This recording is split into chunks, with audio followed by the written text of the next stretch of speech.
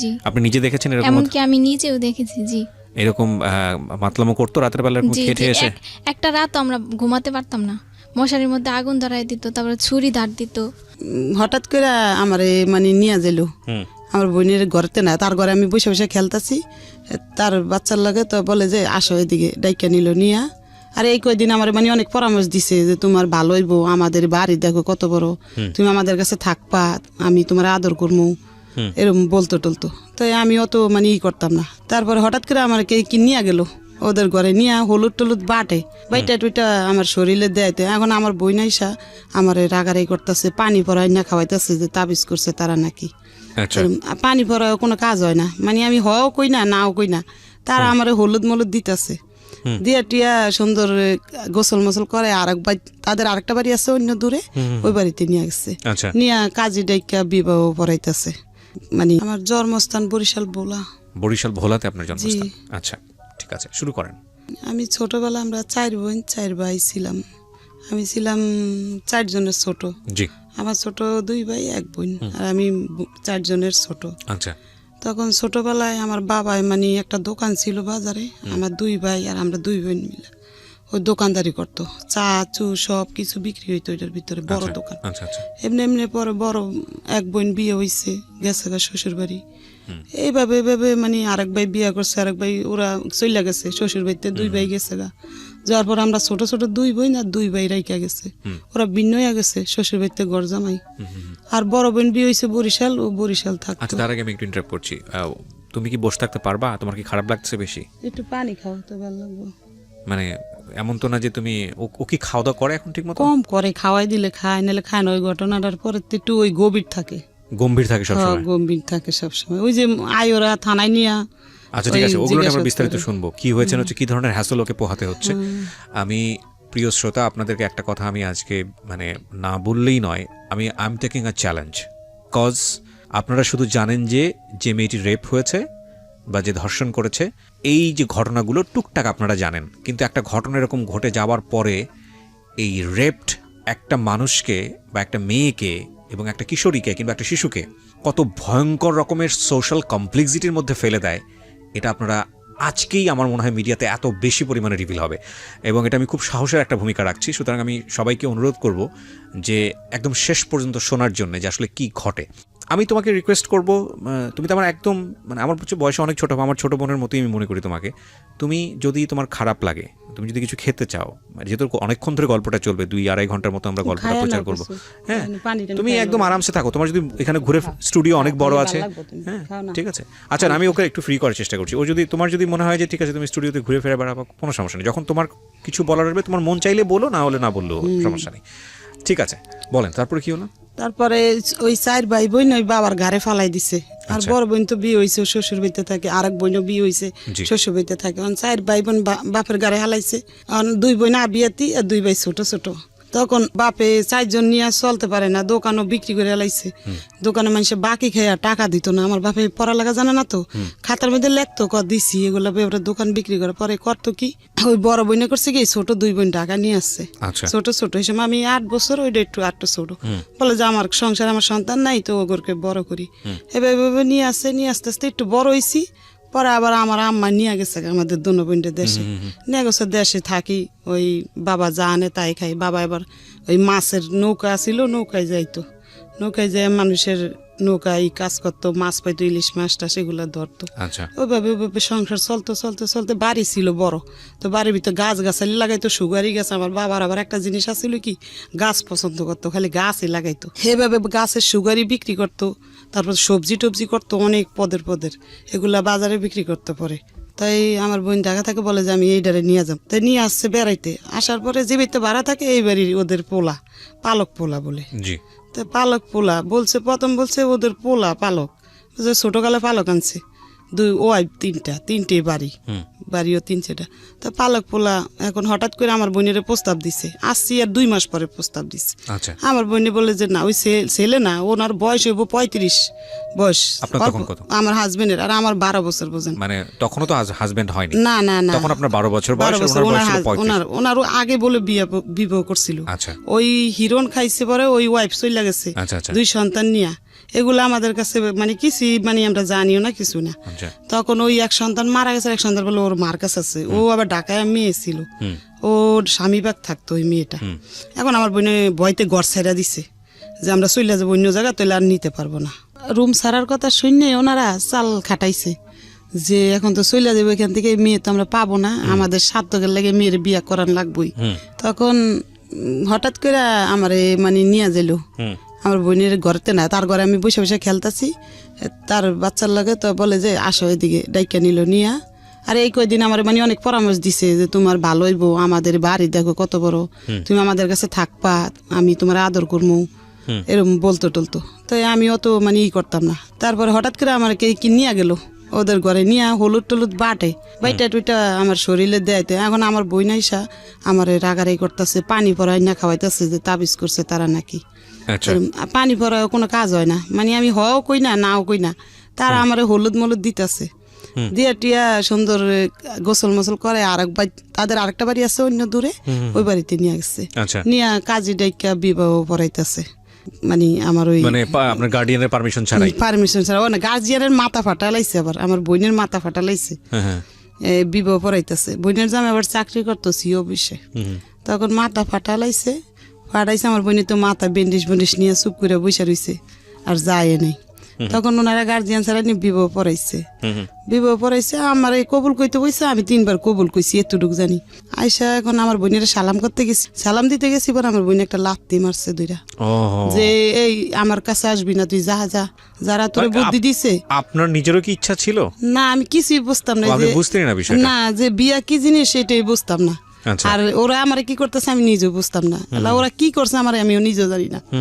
তখন লাত্তি দিছে চলে আইসি ওই শাশুড়ির কাছে, চলে আইসা এখন বলি যে আমার বোনে তো আমার জায়গা দিব না রুমে, বলে যে তুমি আমার রুমে থাকো, পরে একটা বাড়াইটা যে লেগে ওই রুমরা তোমাদেরকে দিব বইলা। পরে আমি ওই রুমে ঘুমাইছি, পরে 15 দিন পরে একটা রুম খালি হয়েছে, বাড়াইটা চলে গেছে। পরে এই রুমটার ভিতরে একটা চৌকি আর একটা ফ্যান আমার শাশুড়ি কিনা আমার ওই ঘরটা দিচ্ছে, আর কিছু হান্ডি পাতি, বলে যে সংসার করো। এই 15 দিন পরে স্বামীর সাথে মানে এখন এক ঘরে থাকবো, এই প্রথম জি। আর এই 15 দিন ওই শাশুড়ির কাছে ঘুমাই। তো এই 15 দিন এখন আমার বোন রুম ছাইয়া চলে গেছে এখান থেকে। এখন ওই শাশুড়ি ঘরটর দিছে, ওদের সব কাজ করি টরি, ওনাদের কাজ করি সকাল থেকে সারাদিন, ওদের লগে খাইতে খাইতে পরে বলে যে তোমরা আলাদা রাইন্দা খাও। তখন আমি আলাদাই আমার হাজবেন্ড নিয়ে রাইন্দা ওদিনকে ঘরে দিছে পরে রাত্রে দেখি কি ডুইলা ডেলে আসছে লোকটা। আচ্ছা, তারপরে রাত্রে উনিও ঘুমাইছে আমিও ঘুমাইছি, সকাল উঠছি, এখন শাশুড়ির কাছে গেছি বলছি, শাশুড়ি পরে কয় কি তুমি পেশু সইসা আসো ওই নাস্তা খাইতে। তখন নাস্তা খাইতে খাইতে এমনি সংসার করতে করতে 1 মাস মানে হইয়া গেছে পরে বাবু পেট হইছে। আচ্ছা, হইছে পরে বমি করি, তো বুঝতাম না যে 1 মাসের মধ্যেই 1 মাস। আপনার বয়স তখন কত? তখন ধরেন 10-11 বছর, 12 বছর বিয়ে হইছে, আর 1 মাস পরে বমি হইতাছে। ওকে, ওই লোকটার বয়স বেশি না, ওনার 35 মতন বয়স। আচ্ছা, ওনার তো সতর্ক হওয়া উচিত ছিল। ঠিক আছে, বলেন। না, শাশুড়িরে তো সতর্ক করে নাই, তারাই তো কিছু কইরা বোঝাই নাই আমারে কিছু। আচ্ছা, আপনি তো কিছু বিষয়টা বুঝতেনই না? না, তখন মানে বুঝতামই না যে বাচ্চা হইলে আমার ক্ষতি হইব কি ভালো মন্দ। তখন বোন বুঝতে পারছে যে বমি করে কেন। তখন বোন বললো যে আমার কাছে একটু আসবি তুই, মানে দূরের থেকে, বোন আদর করে দূরের থেকে বলছে আমার কাছে একটু আসবি। আমি বলি কেন, বলে আসে দিকে গেছি। পরে একটা কাঁচা আনারস নিয়ে কাইটা খাওয়াইছে, এটা আবার আরেকটা বাড়াইটা দিয়ে খেলাইছে, দেখা শাশুড়ির কাছে বইলা দিছে, শাশুড়ি হাজবেন্ডের কাছে বইলা দিছে। তো রাইতের বেলা ওই নিশা খাইয়া আমার বোনের পুরা কাপড় চোপড় মাথায় উঠাইয়া বকাবকি স্টার্ট লাগাইছি। ওকে, আমরা এখান থেকে ফিরবো প্রিয় শ্রোতা, একটা ছোট্ট বিরতি নিচ্ছি। আপনারা শুনছেন প্রাণ মিস্টার ম্যাঙ্গো ক্যান্ডি প্রেজেন্টস জীবন গল্প। আমি আরজি কিবরি আপনার সঙ্গে রয়েছি। এখানে আমি একটা কথা অবশ্যই আপনাদেরকে প্রথমে বলেছি, আবারও বলছি, আজকে মূলত 10 থেকে 11 বছরের আসমার একটা কন্যা সন্তান, সে ভিকটিম, সে রেপড, তাকে নিয়ে স্টুডিওতে সে এসছে, এবং এটা হয়েছে 2018 সালের নভেম্বরের 8 তারিখে। এই থানাবাড়ি আমার যিনি গেস্ট রয়েছেন তার কাছে আবারও ফিরছি। জি, যেখানটায় আপনি ছিলেন সালমা, তো শাশুড়ি এসে বকাবকি করছে বা আপনার হাজবেন্ড? হ্যাঁ, শাশুড়ি এসে বকাবকি করছে, হাজবেন্ড আমার বোনের বকাবকি করছে, তাই আমার বোন সইরা চলে গেছে। এখন এমনি বাচ্চা পেড়ে 9 মাস হয়েছে, তখন মানে আমার বাচ্চা হইব আজকে ডেলিভারি, শাশুড়িরা দায়টাই নিয়ে আসছে, নিয়ে আইসা এই শাশুড়ি 9 মাসের মধ্যে কি আপনি বাড়ির সঙ্গে যোগাযোগ করেন? না আপনার না, আমার বাড়িতে যাওয়া বাবা মা কেউ আসে নাই। কেউ জানার না, পরেও আসেনি? না, কেউ আসে নাই। হুম। তখন দায় আনছে, তো ওই সারা রাইতে আমার শাশুড়ি আমার কাছে ছিল, আর একটা বাড়াইটা এরকম মানে থাকবো ওরকম প্রস্তুতি নিচ্ছে তারা। তখন একটা বাড়াইটা ছিল ওটা ভালো। কোন এলাকার ঘটনা এটা? এটা আমি দোলাইপাড় থাকতাম তখন ধোলাইপাড়, ঢাকার ধোলাইপাড়? ঢাকা ওনাদের দোলাইপাড়। নিজেদের বাড়ি? ওনাদের নিজের বাড়ি। আমি তো ওনাদের পালক ছেলের বউ, বুঝেন না? পালক ছেলের বউ ছিলেন আপনি। আচ্ছা, তারপরে? হ্যাঁ, তারপরে আমার আপনার প্রথম সন্তানই কি এই সেই সন্তান? ওই হচ্ছে সে, মানে না, বড় মেয়েটা? আছে, আরেক ছেলে আছে। ও, আরেক ছেলে আছে আপনার, তাকে নিয়ে আসেননি এখানে? ওর বয়স কত? ও এখন বড় হইছে, বিবাহ করছে, 21 বছর হইছে ও, ছেলের। ওই আমাদের 21 সাথে- বছরের ছেলের গল্প আমাদের বলছেন সাথে আপনি? সম্পর্ক নাই। আচ্ছা, ঠিক আছে, সে গল্প হচ্ছে ধারাবাহিকভাবে আসবে। তখন মানে একটা সাইডে বাড়াইটা ছিল ভালো, বলে যে এখন যাই ওর বোনের কাছে, অনুরোধ করে নিয়ে আসি ওর বোনেরে। তখন বলে যে এই ছোট মানুষের পেটে বাচ্চা হইছে, বাচ্চা হইতে দিলে যদি মারাও যাইতে পারে কি, তো তুমি আমার বোনেরে অনুরোধ করে নিয়ে আসছে, পায়ে হাতে দুইটা যে আস তুই একটু ওরে দেখিস। তখন আমার বোনের চলে আসছে, আর থাকতে পারে নাই। আচ্ছা আইসা সারা রাত আমার সাথে ই করছে। সকালবেলা আমার ওই ছেলে বাচ্চা হইছে। আচ্ছা হয়েছে পরে আমার হাজবেন্ড মিষ্টি মিষ্টি আইনা খাওয়াইছে, করেছে সবাই। খাওয়ানোর পরে আমার হাজবেন্ডের মানে বাবা মা কোথায় আছে কি আছে আমরা কিছুই জানি না। আসল বাবা মা নাই বলছে ওনারা, কোনো ভাই বোনও নাই মনে হয়, ওকে, এরকম কেউই নাই মনে হয়, এরকম জানি। তারপরে খাওয়াইছে, আস্তে আস্তে একটু বাবুটা 5 মাসের হইছে। আর হঠাৎ করে ওই রাস্তায় মারামারি করছে, ওই ওষুধ কোম্পানির 2টা লোকে মারামারি করছে। ওই ছেলের বয়স 5 মাস। মারামারি করছে, পরে ওনারা ধরাই দিছে ওই মালিকে, মানে আরেকজন ভাই এরকম পালক আর একটা ছেলে হলো মারামারি করছে, ধরাই দিছে পুলিশ দিয়া। কাকা আপনার হাজবেন্ড? আমার হাজবেন্ডে ধরাই দিছে, আমি জানি না। তো এই নাইট গেট এসে বলে যে সালমা তোমার এই হাজবেন্ডে তো ধরাই দিছে তোমার শ্বশুরে। পরে আমি কি করবো আর জানি না, সকালবেলা হইছে। এখন বলে যে আমার শ্বশুর ডাইকা নিয়ে বলে যে তুমি আমাদের ঘরে খাওয়া দাওয়া করবা কিন্তু। পরে আমি ওই ওনাদের ঘরে একবেলা যাই, খাই, আর ওই বাচ্চাটা নিয়ে থাকি এরকম করে 2 মাস। এখন আমার বাবার বাড়ির মানুষ শুনছে ওই কথা, শুনে আমার বাবা চলে আসছে, আর থাকতে পারে নাই। আচ্ছা, চলে আসছে, গাছ বেচছে দেশে, বেচা গাড়ি ভাড়া নিয়ে আসছে যে আমার মেয়ে নিয়ে যাম আমি। ওইটা শুনছে, কাটতে জানি না, বড় বোনেরতে জানি। পরে আসতে পরে এরা যাইতে দিব না, যে না ওর স্বামী নাই, ওর দেওয়া যাবে না। আচ্ছা, মানে এত ফাঁসান দেয় নাই। তখন আর আমার বাবা ফিরত চলে গেছে। তো পরে আমার শ্বশুরে একটা লোক দিয়া জেলখানায় পাঠাইছে, যে তোমার হাজবেন্ডের দিকে আসো। তখন আমি গেছি, আর আমার হাজবেন্ড মানে আমি কই চলে যাম গা, আর এর ভাত খাম না, অনেক মাইর ধরেও করতো। পরে আমি চলে যাম গা, না না বোন তুই যাইস না, আমি সারা পাইলে তারপরে তোরে নিয়ে তোর বাবার বাড়িতে যাম। এটা আপনার বলছে আমার হাজবেন্ড বলে জেলখানার ওই খাসা দুইটা। হ্যাঁ, পরে আমি কই থাক, লোকটা হাজার বাবা মা নাই, এতিম, এই খারাপ হইলো তো এমনি খাওয়ার খাদ্য দিত আমারে, মানে বাজার কোনোটা বাদ রাখতো না। আমি একটা জিনিস বুঝতে পারছি যে ওই বাড়িতে মূলত ওই ছেলেটার সঙ্গে আপনাকে বিয়ে দিয়েছিল যাতে বাড়ির কাজকর্ম আপনাকে দিয়ে করানো যায়, ওই পালক ছেলেকে। পালক ছেলেতে। কিন্তু ওই লোকটা আমার হাজবেন্ড কেমন, মানে নিশা খাইতো রাইত হইলে, দিন হইলে ভালো থাকতো। আচ্ছা, রাইতে মদও খাইতো, আর গাঁজা সিগারেটে বইরা ওগুলা ঘরে বসে বসে খাইতো। আচ্ছা আচ্ছা, এমনি এমনি করতে করতে ওই ছেলেটা একটু হাঁটিন হইছে। পরে এর কয়েক বছর আবার বাচ্চা বেড়ে গেছে, তারা কোনো ব্যবস্থা নিতে বলে নাই দেখে আমিও বুঝি নেই। আর আমার বাবা আমার ফ্যামিলিও ব্যবস্থা নিতে বলে নাই। আবার বাচ্চা পেট হয়ে গেছে, ওই এই যে মেয়েটা পেট হইছে। আচ্ছা, এই মেয়েটা? হ্যাঁ, মেয়েটা পেট হইছে। আরে প্রতিদিন পর্যন্ত রাত্রে হইলে নিশা খাই না, অনেক অত্যাচার করতো। পরে করতাম কি জানেন, মানুষের ঘরে যাই রাত্রে পলাই থাকতাম, মানুষের ঘরে পলাইতাম, চুপ করে বসে থাকতাম, ওই হামতাম কইরা টইরা শুয়া পড়তো যে তখন ঘরে যাই চুপ করে শুয়ে থাকতাম। পরে এতই খারাপ ছিল, রাত্রে হইলে কি করতো, পেশাব করে দিত বিছনার ভিতরে। প্রতিদিন দিত, ও জানে, ও দেখছে বড় হইয়া, প্রতিদিন পেশাব করে দিত।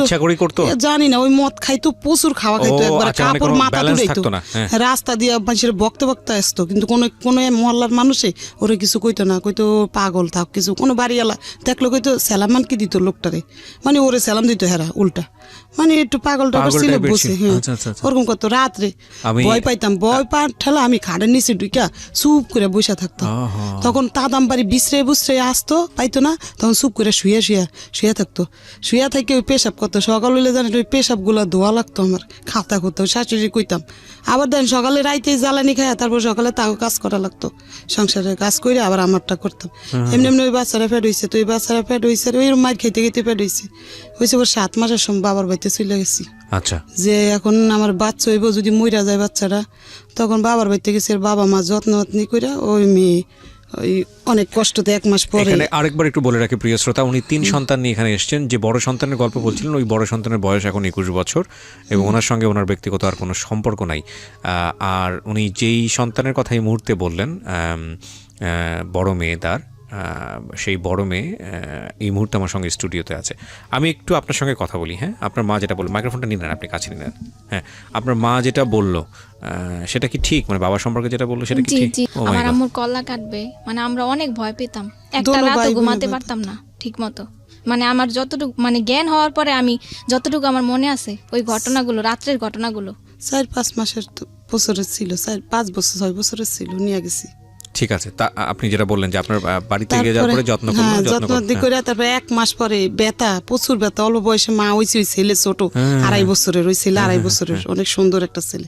তখন এই মেয়ে হইব, অনেক ফকির পাকড়া বাবা মা দেখায়া দায়টাই আইনা দাঁড়ে সহায় রাখে। তারপরে ডেলিভারি হয়েছে একটা মেয়ে, ছোট একবারে, ওজনও কম, পুষ্টি নাই কোনো শরীরে। তারপরে হয়েছে পরে আমার বাবারে ওই এর ভিতরে চলে গেছে, বলা চলে যায়, বলছে আমার বউ নিয়ে যাবো।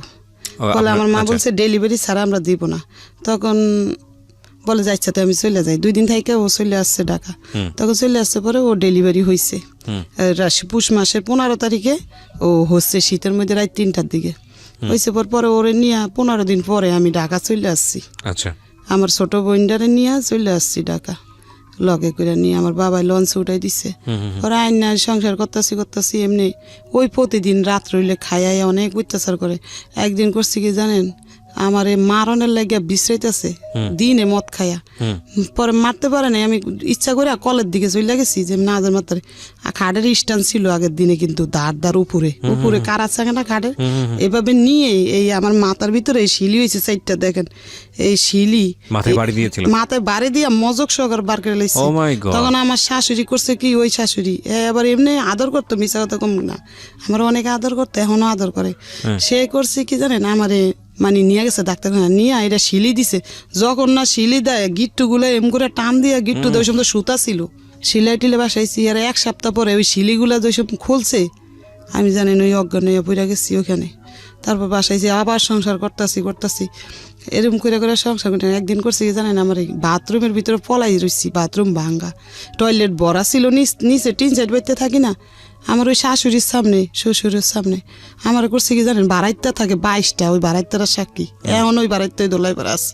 ওই বারাইত্যা সামনে আমার করছে কি জানেন, বাথরুমে পলাইছি না, বাথরুমের দরজাটা ধাক্কা দিয়া ঢুকে আমার এই মুখটা আছে না, ওই বাথরুমের গুয়ের ভিত্তে ডুমায়া ধরছে, আমার এই শরীরটা পুরো গু দিয়া বেরিয়ে আছে।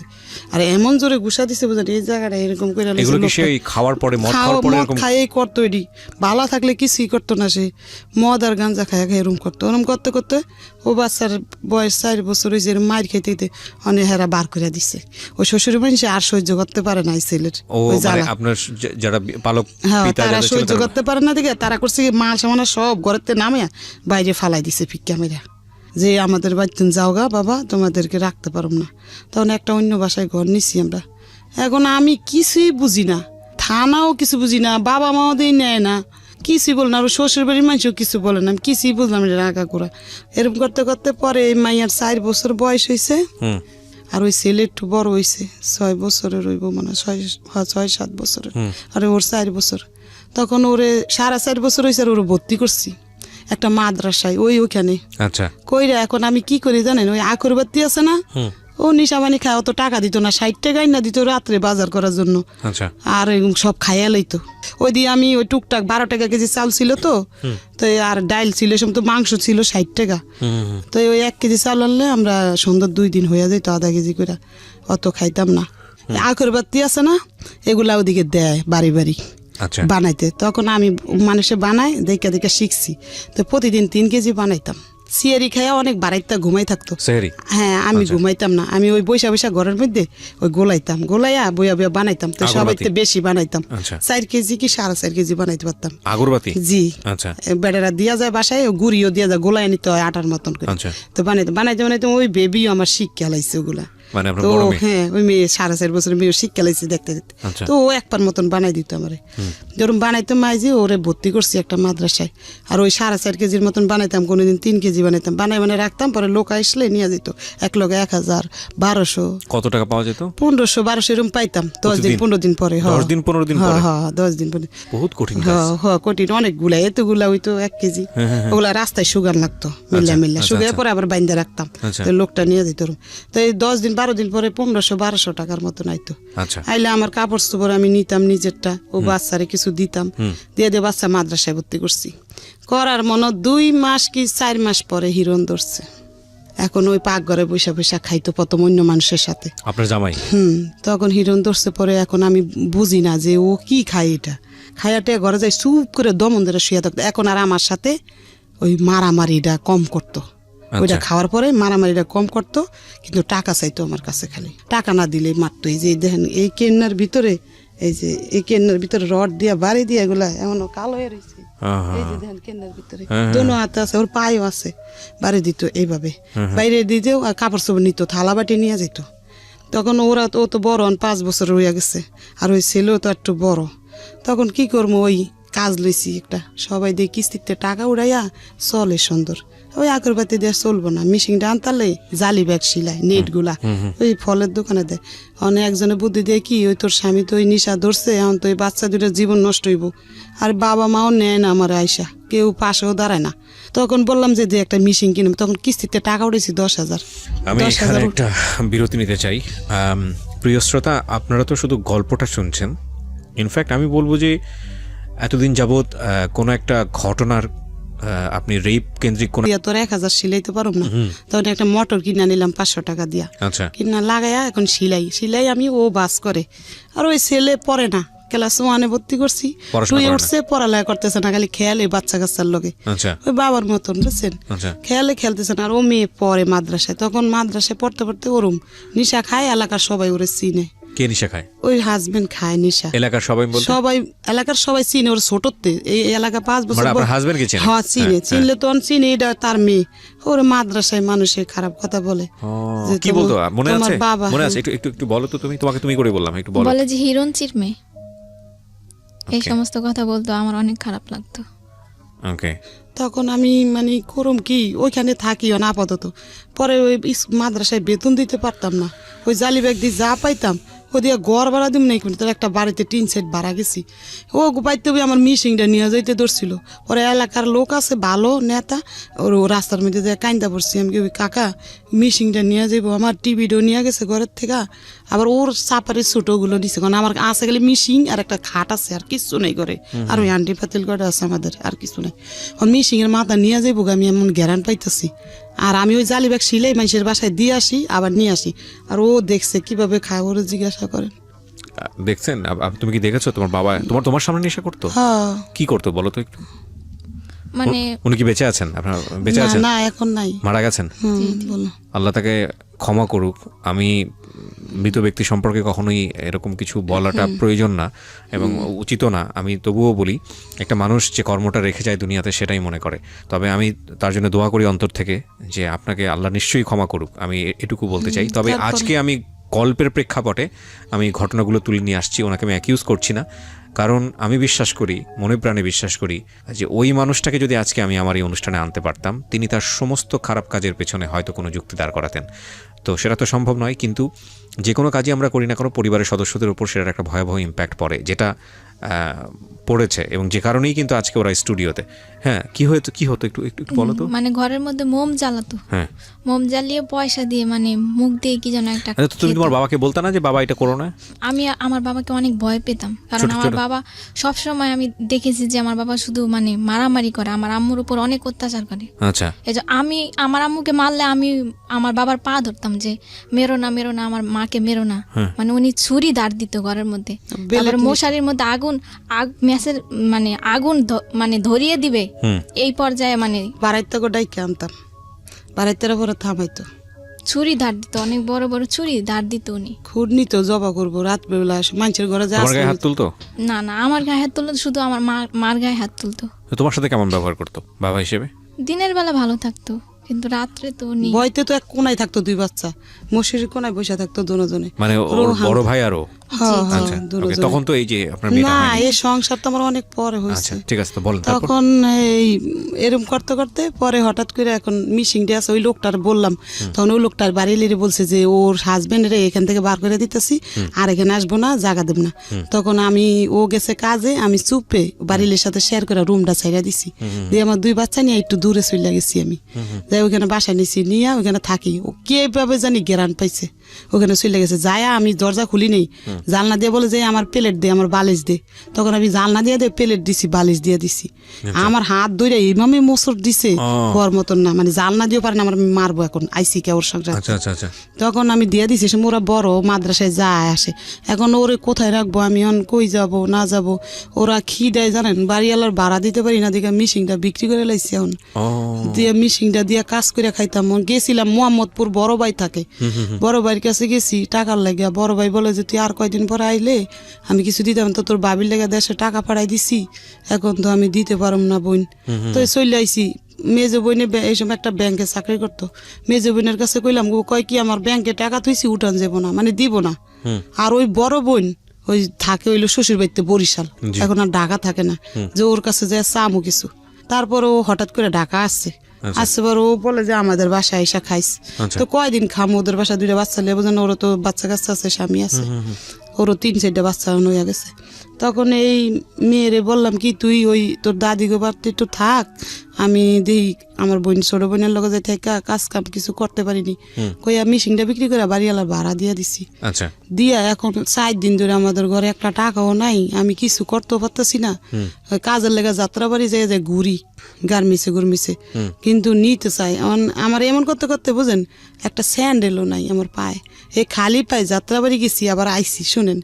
আইসা 3টা বাড়াইটার কাছে বলছি, বাড়াইটারা অনেক বড় লোক, আর একটা কেমন ওই যে শ্বশুরের মাইয়া এরও বড় লোক বুঝুন বাড়িওয়ালা। কইছি কি আমার একটা জুতা থাকলে দেও, আমি খালি পায়ে হাঁটতেই না, ঠোসকা করে আছে পায়ের মধ্যে, হাঁটতে হাঁটতে গার্মিসে টোকাই কাজ, তো বাচ্চা দুটা রাইকা। তখন ওনারা জুতা দেয়নি, তখন আইসা ওই যে শাশুড়ি বিয়া করছে তার কাছে চাইছি। তার আবার কষ্ট বুঝেন, তার স্বামীও তার খরচ পাতি দেয় না, সে একটা বাড়িতে ভাড়া থাকে, তার বাড়ি ঘর ভাঙ্গা, 3-4 বাড়ি ভাঙ্গা লাগছে। তখন সে কি করবো, তার মেয়ে কলেজে পড়ে, তার মেয়ের একটা পুরান জুতা কয় এটা নিয়ে আসিলে লগা। তখন ওই জুতাটা নিয়ে একটু মুছি দিয়ে সিলাই, ওটা পিন্দা যাত্রা বাড়ি একটা মিক্সি শিলানের ওই জায়গায় কাজ নিছি। ও টাকা দিব মাস শেষ হইলে, ডেলির টাকা দিব না। 4 দিন ধরে ও বাচ্চা দুইটা না খাইয়া জানেন কান্না করতেছে, ওরা নাকে একটা চুঙ্গি ছিল, ওইটা জুতা বিক্রি করে। ওনার আবার আমার আবিয়াতে কালেতে চিনে, ওই এলাকায় থাকে। তারপর বিয়ের আগে তো এগো ঘরে যাইতাম আমরা খেলতে খুলতে, হের ছেলের লাগে তো হেরা চিনে। আমি কই কি নিজামের আম্মু আমার নাকের চুঙ্গিটা রাইকে আমার কটা টাকা দাও। কয় কি কে, আমি কি ওই 2 বাচ্চা না খায় মরতাছে, ও তো জানে ও মুখের বউ, আমি সব চিনি, আমার হাজবেন্ড এটা তুমি সবাই। বলে তারা পানি বাঁচছিল, ওইটা দিছে 2 বাচ্চারে খাওয়াইছি। আমার বলে তুই খা, আমি না আপা আমার পেটে বাদ যায় না, আমি খাম না। আর ও তো হিরোন খাইয়া খাইয়া রাস্তা ঘুরতেছে। পরে করছি কি নাকের চুঙ্গিটা তাদের কাছে বেচছি 200 টাকা, বেচছে ওই চাউল পাত বাজার পাত আইনা কয়দিন খাইছি। খাইয়া এখন ওই যে আগে তো উঠাই না, কাপড় টাপড় ছিল আমার ঘরে, কাপড় পরতাম, তো এই 3-4টা কাপড় ছিল, আর একটা রেডিও ছিল ঘরে, ওটা আর দেয়নি ওই হিরোন ছিঁড়ে আমি। ওই রেডিওটা বিক্রি করছি একজনের ধরে, বেচছে আবার কয়দিন চলছি। এরকম কত তো মাসটার বেতন পাবো, মানে এই মাসটা এমনি চলতেছি। আর আবার 4টা কাপড় ছিল, কাপড় 4টাও বেচছি, বেচে এমনি করছি। কইটা দিয়ে কি বেতন পাবো, মাস শেষ কি এমনি চলুম চলতে, ঘরের জিনিসপত্র সব ওই বাড়িওয়ালারে দিয়ে দিছি। যেমন আমি ঘর ভাড়া বাজাইলে তো আমি দিতে পারব না, দিয়ে আমার ছোট বোনের কাছে গেছি গা, আর ও মাইয়া ওই দাদির কাছে দিছি মাদ্রাসা হেদের বাড়ির কাছে। আর ছোট বোনের কাছে যেমন 2 মাস ধরে থাই, ওই মাইয়া ওদের কাছে থাকে, ওরা যা দেয় খায় থাকে। আর ওই ছেলেও ওদের কাছে, দোনোটা ওই শাশুড়িরা নিছে দায়িত্ব যে কয়দিন থাকুক, তুমি নিজের পায়ে দাঁড়ায় পরে নিয়ে যাও। তো এইভাবে থাকতে থাকতে পরে বড় বোন বলে যে এরকম করে চলবি কয়দিন, তো আমার কাছে এসে থাক। তখন ওর সামনে একটা রুম নিয়ে দিছে, দিয়া বলে যে তুই এখানে থাকি একটা কাজ কাম করে ওরা আমি দেখুম, তুই চলিস। এইভাবে করতে করতে পরে ওই মেয়েটারে আর ভর্তি করতে পারিনি ওইখানে যায়া। এখন ওই মাদ্রাসাতে মানুষের খারাপ কথা বলে, আবার হুজুরা বলে যে তুমি বেতন নিয়ে আসো না, বলে দেখা ও পড়ার থেকে নিয়ে গেছি, নিয়ে ওই বোনের কাছে থাকি। তখন ওইখানে বইনে ভর্তি করে দিছি, স্কুল ড্রেস বানাই দিছে বড় বোনে। তো বড় বোনটা একটু আদর করতো, তো এই বড় বোনের কাছাকাছি রাখছে, রাখতে রাখতে ওই বড় বোনের জামাই তো পিছ লইছে। ও পিছ লইছে যে ওর আমার সাথে মানে দুষ্টামি করতে চায়, ওর মানে বেকায়দা শৈলে মিলে বসা করতে চায়। ওর 3 সন্তান, আচ্ছা 3 সন্তান, ছোট ছোট আর বেশি বড় না। আচ্ছা তখন বোনের বলি নেই এরম যে কয়টয়, বলে যে চুপে, বলে রাস্তায় তুই আমার কাছে বিপদ বললে আমি কন্ট্রাক্টদারি করে পয়সাও ভালো কামাই, টাকা বোঝান প্রতিদিন অনেক টাকা আনে, কিন্তু আমি আমার বোনের কাছে শেয়ার করিনি, আজ পর্যন্ত বলিনি এই কথাগুলো। আজকে প্রথম রেডিওতে বলছেন? আজকে প্রথম বলতেছি। তখন বলি যে না এনে থাকলে আবার বোনের ঘরও দেখি মারামারি করে হাসবেন, বাচ্চা ঘরও মারে, বোনেরও মারে, বলে যে না এনে থাকুম না। তখন ওইখান থেকে সইরা আলাদা একটা বাসা নিয়েছি, 3 সাইড নিয়ে এখন কাজে লাগছি যাত্রাবাড়ি। আচ্ছা মেক্সি সেলাই, রেডিমেড মেক্সি 5 টাকা করে পিস দিব। ওকে। পরে সিলাই পেটিকোট মেক্সি সিলাইতে ওই টাকাটা দিয়ে ঘর ভাড়া দেই, মাস শেষ ওদের 2 খাওয়াই। এর মধ্যে আমার বাবার কাছে বড় বোন ফোন দিছিল যে সালমা কিভাবে খাইবো। বাবা বলে যে ওর কাছে সেলাই মেশিন আছে না, ওইটা দিয়ে খাইতে পারে না, এই কথা বলছে। শুই না মনে কষ্ট লাগছে বুঝছেন। পরে কই বাবা মাকে দরকার নেই, বাবা বাচ্চা আছে ওই সময়। তখন বাইরে তো আর খোঁজ নেই, আর কেউ নাই খোঁজ নেন। তখন কি করবো, ওই জায়গায় বাসা নিয়ে থাকি। হঠাৎ করে আমার এত অসুস্থ হয়ে গেছি, কাজ করতে করতে বুঝেন, বিছনার লগে লেগে গেছি। লাগার পরে ওই 2টা লোক, আমার বাবা আবার বোলার থেকে বাড়ি বিক্রি করে নোয়াখালী বাড়ি করছে। করার পরে ওই লোক 2টা আমাদের বাড়ির লোকের, আচ্ছা এই ক্যান্টনমেন্ট চাকরি করে, আর্মি ক্যান্টনমেন্ট, ওকে, সিপিলে চাকরি করে। তখন ওরা মানে আমাদেরকে চিনে, তাই শুক্রবারে বিকেলে আর্মিকে বন্ধ থাকে, তো ওরা 2জন আমার বোনের বাসায় আসতো, বোনের জামাইয়ের লাগে কথাবার্তা বলতো। উনি আমারে বললো যে তুই কি করস, আমি কি এরম এরম করি ভাই, কিভাবে চলবো 2টা বাচ্চা নিয়ে। বলে যে তোর ছেলেটারে আমাদেরকে দিয়ে দে ক্যান্টনমেন্টের মধ্যে, ও টুকটাক আমাদের সাথে করবো টরবো থাকবো। তো ছেলেটারে ওরা নিয়ে গেছে ভিতরে। তো নিচে পরে 1 দিন 2 দিন ওরকম দেখছে, ওই ওর বাবা দেখছে, দেখে বলে যে একে বলে যে আমার বোনের ছেলে। মানে আপনার সেকেন্ড হাজবেন্ডের কথা বলছেন আপনি? ওকে, হ্যাঁ। আমার বোনের ছেলে। তখন আপনার প্রথম হাজবেন্ডটা কোথায়? ও প্রথম হাজবেন্ড ওই রাস্তা ঘুরে খায় টায়, নিশা পানি। আপনার সঙ্গে যোগাযোগ নেই? না যোগাযোগ নাই, 2 বছর হইছে এখন যোগাযোগ নাই। আচ্ছা। এখন একদিন দেখছি মানে রাস্তায়। ডিভোর্স হয়নি কিন্তু যোগাযোগ নাই? না 2 বছর হয়নি। আর ওর সাথে আমার কাবিনও হয়নি, এমনি বিবাহ দিছে, মানে মৌখিকভাবে দিচ্ছে তারা। তখন ও একদিন দেখছি রাস্তায়, দেখছি নাক মুখ একবার ফুলা, পাওয়াত ফুলা প্রচুর। এই আমার বড় বোনের জামাইয়ের কাছে যায়, কইতাছে দুলা ভাই আমি 3 দিন ধরে খাই নাই, আমার কটা ভাত দাও। তো আমার বোনের যেমন হোটেলে নিয়ে বলো ভাত বুত খাওয়াই পাঠাই দিছে। আমাদেরকে অনেক বিশ্রায়, সে পায় না, তন্ন করে পাইলে তো আমাদের মারবো, হ্যাঁ। তো পায় না দেখে ও বিশ্রায় টিশ্রায় ওই দোলাই পর ফুইরা থাকে, রাস্তাঘাটে ফুইয়া থাকে, আর মানুষের ওইটা চুরি করে। তখন ওই ঘর নিয়ে থাকি ওই লোকটা বলছে যে তো চল একদিন তোর বোনেরে দেখতে যাব। তো আমারে দেখতে আসছে, দেখতে আসছে একদিন, দেখছে দেখে চলে গেছে। গিয়া ওনার রেশন পাইতো 20 কেজি চাউল আর 15 কেজি আটা। এই রেশনটা ওই লোকটারে দিয়ে আমার বাসায় পাঠাইছে। 3 মাস রেশন পাইতো। মানে সে কি আর্মিতে ছিল? আর্মিতে ওই সময় সার্জেন্ট ছিল। হ্যাঁ সার্জেন্ট ছিল। দেওয়ার পরে একদিন আবার আসছে আমাদের বাসায়, মিষ্টি নিয়ে আসছে। নিয়ে এসে আমি আর আমার ওই ভাইটা দেশের, ওনার সামনে আসছে, আরেকটা ভাইও আসছে, 3 জনই আসছে। 3-4 একটা বাড়িতে অনেক বাড়াইতা ওই বাসায়। তখন আমারে মানে দিছে একটা নাম্বার মুট কইরা লেইকা ফিক্কা মাইরা আমার ঘরে দিছে। ওরা যদি দেখে মাইন্ড করে, ফিক্কা মাইরা দিছে। ওই লগে 100 টাকা দিছে। আচ্ছা। দিয়া মানে ওলের মধ্যে লেখা আছে যে আমার কাছে এটা দিয়ে ফোন করবে, এই টাকাটা দিয়া তুমি জুরিয়ান রেলগেটের থেকে, আচ্ছা তোমার সাথে আমার কথা আছে, এটা লিখছে। তাই আমি তো আর অত পড়ালেখা জানি না, ভালো করে বুঝি না। তো একজনের দিয়ে আমি পড়াইছি, এই সময় আমার ওই বাচ্চা অত মানে পড়তে পারে না। পড়াইছি পর দেখি কি ওই কথা লেখা। তখন আমি একদিন রেলগেটে ফোন দিছি পরে সে আমার জিজ্ঞাসা করলো যে আপনি কিভাবে চলেন টলেন। তাই আমি বলছি আমি এরকম কাজ করে চলি। বলে যে আচ্ছা আপনি আমার সাথে একটু দেখা করেন, আপনার আমি সিএমএস একটা চাকরির ব্যবস্থা করে দিম। নাম কি ছিল ওনার? খোরশেদ আলম। আচ্ছা। না সিএমএস একটা চাকরির ব্যবস্থা করে দিম। তখন আমি বলছি যে আচ্ছা যদি আমার একটা চাকরির ব্যবস্থা করে দেয় তো আমার ভালো হইব, সরকারি চাকরি হইলে আমি চলতে পারবো 2টা বাচ্চা নিয়ে। এভাবে বাচ্চার বয়স 7 বছর হয়ে গেছে। মানে এটা প্রথম বাচ্চা না? এই যে ওর বয়স আচ্ছা 7-এ পড়ে গেছে এরকম। তখন এই মেয়ে পরে ক্লাস 1-এ মনে পড়ে এরকম হইব, 1-2-তে পড়ে। ছেলেটা কোথায় তখন? ছেলে আমার লগে আছে। ছেলে আমার লগে আছে, ওই ঘুরে ঘাড়ে কোনো কাজ করে না। ও তখন ওই ক্যান্টনমেন্ট দিছি, ও কাম পছন্দ হয় না আর। ক্যান্টনমেন্টে দিয়েছিলেন কিন্তু ওখানেও কাজ পছন্দ হয় না। ওরা কাপড় দোলাই করে, ওরা আব্বু না, ওরা বসে না পাইনি, ওই সিপিল ওরা কাপড় দোলাই করে আর্মি গো, ওগুলার লগে একটু কাজ কাম করতে দিছিল, কিন্তু করবো না। সে আয়সা পড়ছে, আয়সা ঘরে শুয়ে থাকে, আমি কিছু বললো খেলে টেলে আয়সারাই, আমি যাই লেগা কাজে ও ভাত বুত খাই আবার খেললে খারাপ পোলাবিনের লাগে মিশে। পড়াশোনা করেন না, পড়াশোনা করে আপনি শাসন করেও করতে পারেন। শাসন করলে কি বা আমার মানে কিছুই কয় না, আমি মারলে চুপ করে থাকে, আমি গেলে ও খেলে টেলে, আর আমি না থাকলে পলায়া থাকে ভাত বুত খায়, এরকম করে দিন যায় রাত পয় ওর খালি, না খাইলে না খায় থাকে। বাবা খুবই বাবার কাছে যায় না, এই যে বলি বাবা খুব ইম্পর্টেন্ট একটা ফ্যামিলির জন্য, খুবই ইম্পর্টেন্ট। এবং একটা ব্রোকেন ফ্যামিলিতে আসলে যারা বড় হয় তারা বুঝতে পারবে যে একটা মার অ্যাবসেন্স কিংবা একটা বাবার অ্যাবসেন্স ওই পরিবারের জন্য কতটা ভয়ানক, বা তার বড় হয়ে ওঠার জন্য কতটা ভয়ানক। বলেন তারপরে কি হলো? আপনি তারপরে এভাবে উনি বলছে চাকরি দিব, বললা চাকরি তো দিব না, আমার লগে সিটিং বাজি করবো, আমি তো আর বুঝিনি। উনি এভাবে আমার ওই লোকটা দিয়ে একটা মোবাইল কিনা পাঠাইছে, সিটি সেল মোবাইল, সিমও বইরা দিছে, 2,000 টাকা পাঠা ওই লোকটারে দিয়া পাঠাইলে আমি ওই টাকাটা দিয়ে স্যালাইন মেলাইন নেই, এটা মানে আমার বড় বোনে জানে না ওই লোকটা পাঠাইছে, জানে মনে আমার কাজের টাকা, এই মানে আমি আনছি কাজের থেকে ওই যাত্রাবাড়ির থেকে, তখন ওইটা দিয়ে স্যালাইন মেলাইন নিয়েছি, শরীরে একটু সুস্থ হয়েছি, আবার কাজ করি। তো হঠাৎ করে আমি ভাবলাম লোকটা আমার অনেক কিছু বলে, মানে যে আমি তোমার দায়িত্ব নিব, তোমার কাজ করা লাগবো না, আমি 20,000 টাকা বেতন পাই, রেশন পাই, আমার কেউ নাই খাওয়া। ছিল? হ্যাঁ, বিবাহিত 2টা বাচ্চাও ছিল না। এটা আপনি জানতেন? না, জানতাম না। আমার ওই ওরে হাত করে নিছে ওই লোকটারে, কারে? ওই যে আমাদের দেশের ওই লোকটারে হাত করে নিছে, বলতে না। হ্যাঁ, তখন জানতাম না কিছু, তখন বলে এগুলো, আমি বলি না ভাই, আমার 2টা বাচ্চা আছে, এটা নিয়ে কেউ সংসার করে কিনা, করে না, করলো পরে আমার বাচ্চাটি লাত্তি লুত্তি দিয়ে ফালাই দিবেন আপনি, বলে যে সবাই একরকম মনে করেন না আপনি। দেখলাম লোকটা অনেক ব্যবহার ভালো টালো, এরকম দুর্বল হয়ে গেছি একদম, মানে তার প্রতি।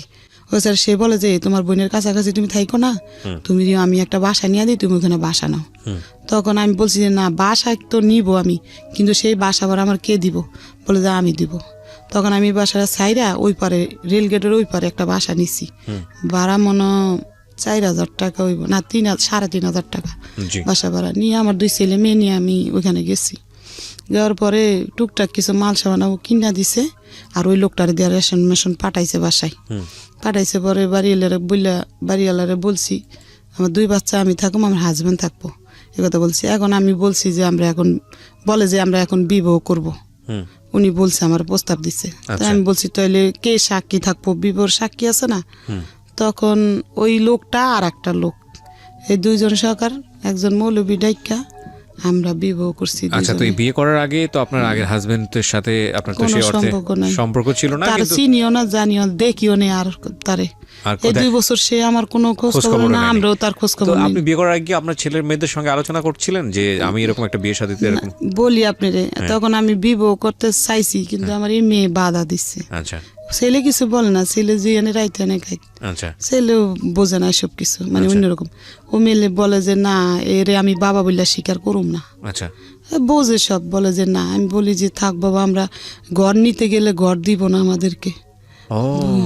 মানুষে বলে যে ঘর নিতে আইসেন আপনার হাজবেন্ড কি করে, বলি যে আমার 2 বাচ্চা আর আমি, বলে যে না, বাসা দিব না, আপনি কিভাবে বাসা ভাড়া দিবেন, এই কথা বলে। তখন ওরে বললাম যে একটা গাছের তলে যদি থাইকা তোমরা বাবার পরিচয় দিয়ে থাকো, মানুষ সম্মান দিব তোমাদেরকে যে তোমার বাবা। This is our society, Priya Shroda. This is our society, and of course you have to face it.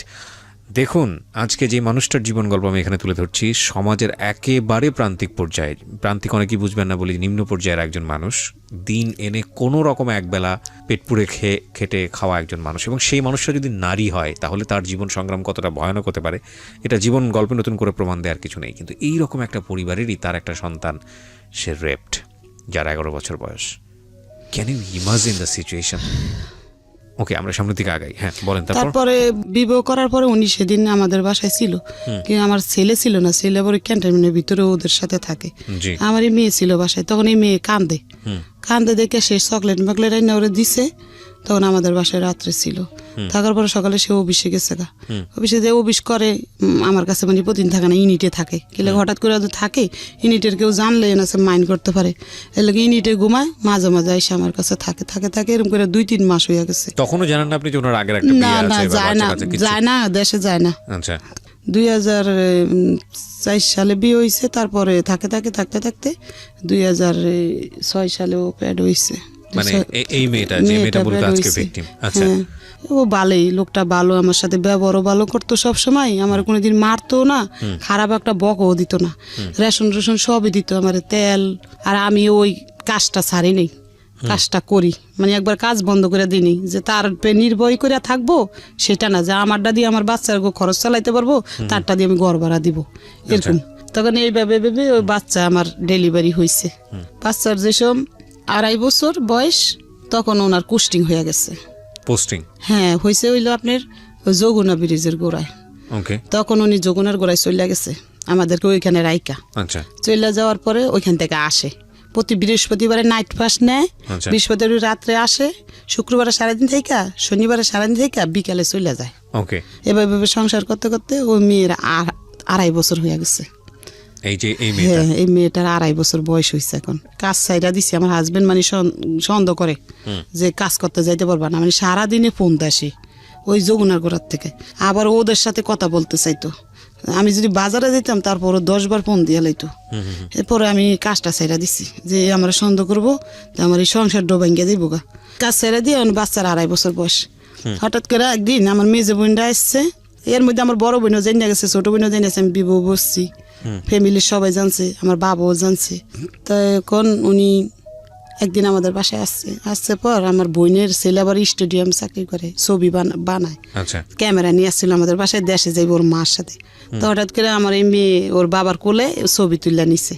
আমার হাজবেন্ড কখনো আমার লোক ছবি টবি তুলতো না, তো ওদিন গিয়ে প্রথম বাবার সাথে কোলে 2.5-3 বছরের ছবি তুলে নিচ্ছে, 2.5 বছরের 3 বছরের ছবি তুলে নিছে, ছবিগুলা রাখছে। হঠাৎ করে 2009 সালে আমার সাথে উনি আর যোগাযোগ রাখে নাই, ওই যমুনার গোড়ার থেকে। আচ্ছা। আর খোঁজ খবর নাই ওনার। এখন 2 বছর হইছে, ওনারে আমি বিশ্রে আর পাই না। হ্যাঁ, ওনার দেশের বাড়ির ঠিকানা কইছে, কিন্তু আমি বিশ্রে মানে পাইতাছি না, ওনার যাইনি। আপনাকে যে বিয়ে করেছিল সেখানে কি কোনো কাবিন হয় নাই? কাবিন হয় না, গতি ক্যান্টনমেন্ট গেছি খোঁজ নিতে বললা। আর ওই নুরুরে বলছি, ও বলে যে কুস্টিং হয়েছে ওই জায়গায়, আমার সাথে যোগাযোগ নাই, এই কথা ওই লোকটা বলে। আর গেটে জিজ্ঞাসা করছি যে কেন বিশ্রাম, আমার হাজবেন্ড আবার আমার না করছিল, যে কেউর কাছে বললো না আমি তোমার বিয়ে করছিল, আমার চাকরি চলে যাবো। কিন্তু আমি বুঝতাম না কেন চাকরি দেব, ওই যে ওর বউ আছে, আবার দ্বিতীয় বিয়ে করলে চাকরি দেবো, এটা আমার বোঝাইতে চাইছে, কিন্তু আমি বুঝতে পারি নাই। এখন 2 বছর ধরে আর কোনো খোঁজ নাই। এখন কি করবো, আবার বাদ দইয়া কাজে লাগছি ওই যাত্রাবাড়ি, ওই মিক্সির কারখানায় কাজ করি। এখন 2 মেয়ে হয়ে গেছে, মানে এই মেয়ের লাগে মেয়ে ওরে রাখা লাগে, কি করবো, রাখতে হয় বাধ্যতা। রেখে কাজ করে কোনো মতো চলি 2 বছর ডেইলি ফোন দিতাম 4-5 বার, প্রত্যেকটা সিম বন্ধ করে লাইছে।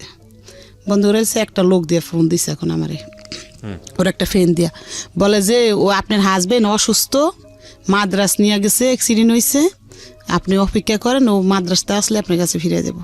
মনে একটু সান্ত্বনা পাইছি যে হইতে পারে এরকম কি দেখো, তা বললে হঠাৎ করে ওই লোকটারে ফোন দিলে লোকটা আর ধরে না, ওই একদিনে বলছে, আর খোঁজ নেই। 2011 সালে ফোনটা রিসিভ করছে পরে আমি কান্দা দিছি পরে আল্লাহর কোন কুদরত আসছে আমাদের বাসায়, বলে যে আমি অ্যাক্সিডেন্ট হয়েছি, মাদ্রাস ছিলাম, সব মিথ্যা কথা। আমি যেমন বলদ, আমার বলদরে বুঝাইছে এমন। তখন গেছে সেদিন, পরের দিন আসছে। এখন আমি বলছি, দেখেন ভাই, আপনি আমার নিয়ে যদি সংসার করতে চান তাহলে আমার সাথে কাবিন করতে হবে, তাহলে আমি আপনার সাথে সংসার করবো, নাহলে করবো না। আপনি গেছেন গা আমার মতন আমি 2 মেয়ে খাওয়াইতে পারবো, সমস্যা নেই। পরে বলে যে করবো, আমি কাবিন করবো। তখন উনি আর আমি শনিয়াকরা গেছি, তখন আমি আর উনি গেছি, গিয়া আমরা ওইখানে রেজিস্ট্রি কাবিন করছি, আবার এমনি কাবিনও করছি, 2টাই করছি। এটা কি উনি নিয়ে গেছে আপনাকে সেই অফিসে, নাকি আপনি নিয়ে গেছেন? আমি নিয়ে গেছি, 2জনে গেছি রিক্সা দিয়া, যা কাবিন করছি। কইরা পরে আমরা কাবিন লগে তো দেয় না, 3 মাস পরে দিছে রেজিস্ট্রি কাবিনটা, আর ওই কাবিনটা দিছে আমার 1 সপ্তাহ না 15 দিন পরে। টাকা দিছে আমার হাজবেন্ড, 5,000 না কত টাকা নিছে। কাবিনে কি লেখা, মানে কত টাকা দিন? 2 লাখ টাকা কাবিন করছে। তখন কাবিন করে বাসায় আইছি, তো বালের সংসার করতেছি। পরে ওইখানে আবার উনি সিটিংবাজি করছে। ওই 2 বছর পরে আসছে যে চাকরি করে, কিন্তু যমুনার ব্রিজের গোড়ায় এখন পোস্তগুলো আসছে কয়েকদিনের লাগা, চাইছিল কয়েকদিনের মধ্যে আমারে আবার ভোগ কইরা চলে যাইব। কথা বুঝছেন, মানে মনের ভিত্তি হারামজাদর। তখন ওরা আমি জিজ্ঞাসা করি তুমি এখন কোথায় আছো? আমি উত্তরা র্যাবে আছি। শুনলেন কথা কি সিটিং বাস, উত্তরা র্যাব আছে, ওই কাবিনের ভিতরে র্যাব পরিচয় দিছে। তখন একটু পরে ওনার কাবিন টাবিন করার শেষে ওনার পকেটেতে আমি আইডেন্টি কার্ড বার করে ফেলাইছি, করে দেখি উনি রংপুর 8 ইঞ্জিনিয়ারে কুস্টিং হয়েছে, অরিন অফিসার র্যাঙ্ক ওনার এখন 2009 অরিন অফিসার হয়েছে। তখন আমি বলি এটা কি করলা? কয় কি আরে আমি ছিলাম তো ওই র্যাবে ছিলাম তো এই কয়দিন। শুনলেন কথা, যা কাবিনে র্যাব দিচ্ছে আমার তো সমস্যা নেই। অন দেখি 5 মিনিট পর পর আমার বাসায় চলে আসে।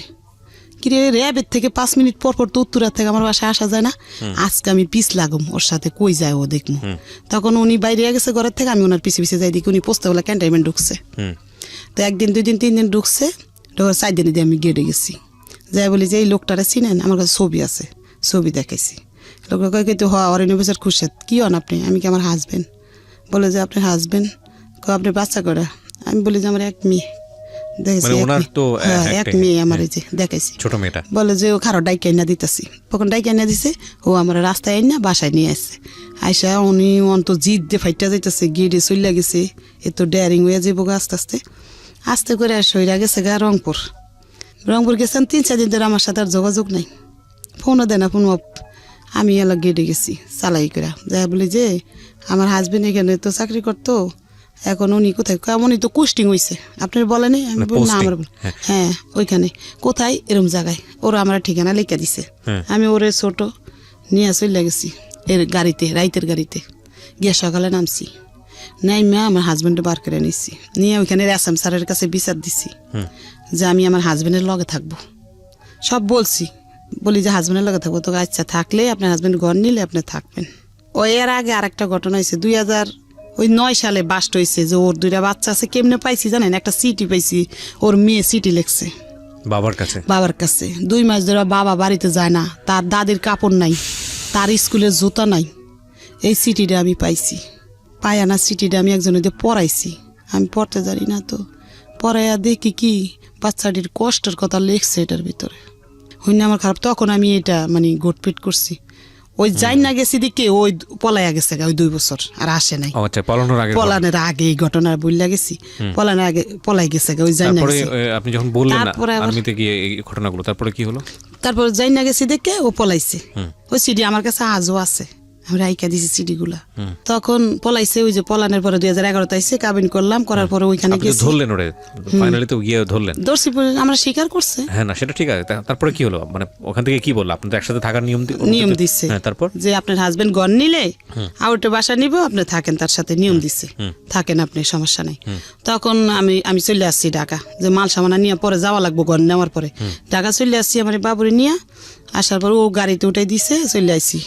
আইসা থাকতাছি ওইখানে আসাম স্যারের বলছে কি আমি ঢাকা পোস্টিং নিতে চাই, তাহলে আমার 2টা ফ্যামিলির আমি দেখতে পারবো। ঢাকা পোস্টিং নিতে চাই? হ্যাঁ। তখন মিরপুর স্টাফ কলেজ 12 নম্বরে পোস্টিং নিচ্ছে উনি। আচ্ছা। নেওয়ার পরে আমাদেরকে এখান থেকে বাসা ছাইরা আমাদেরকে, এখন মানে আমার ছেলে অনেক বড় হয়েছে, 17 বছর হয়েছে ছেলের।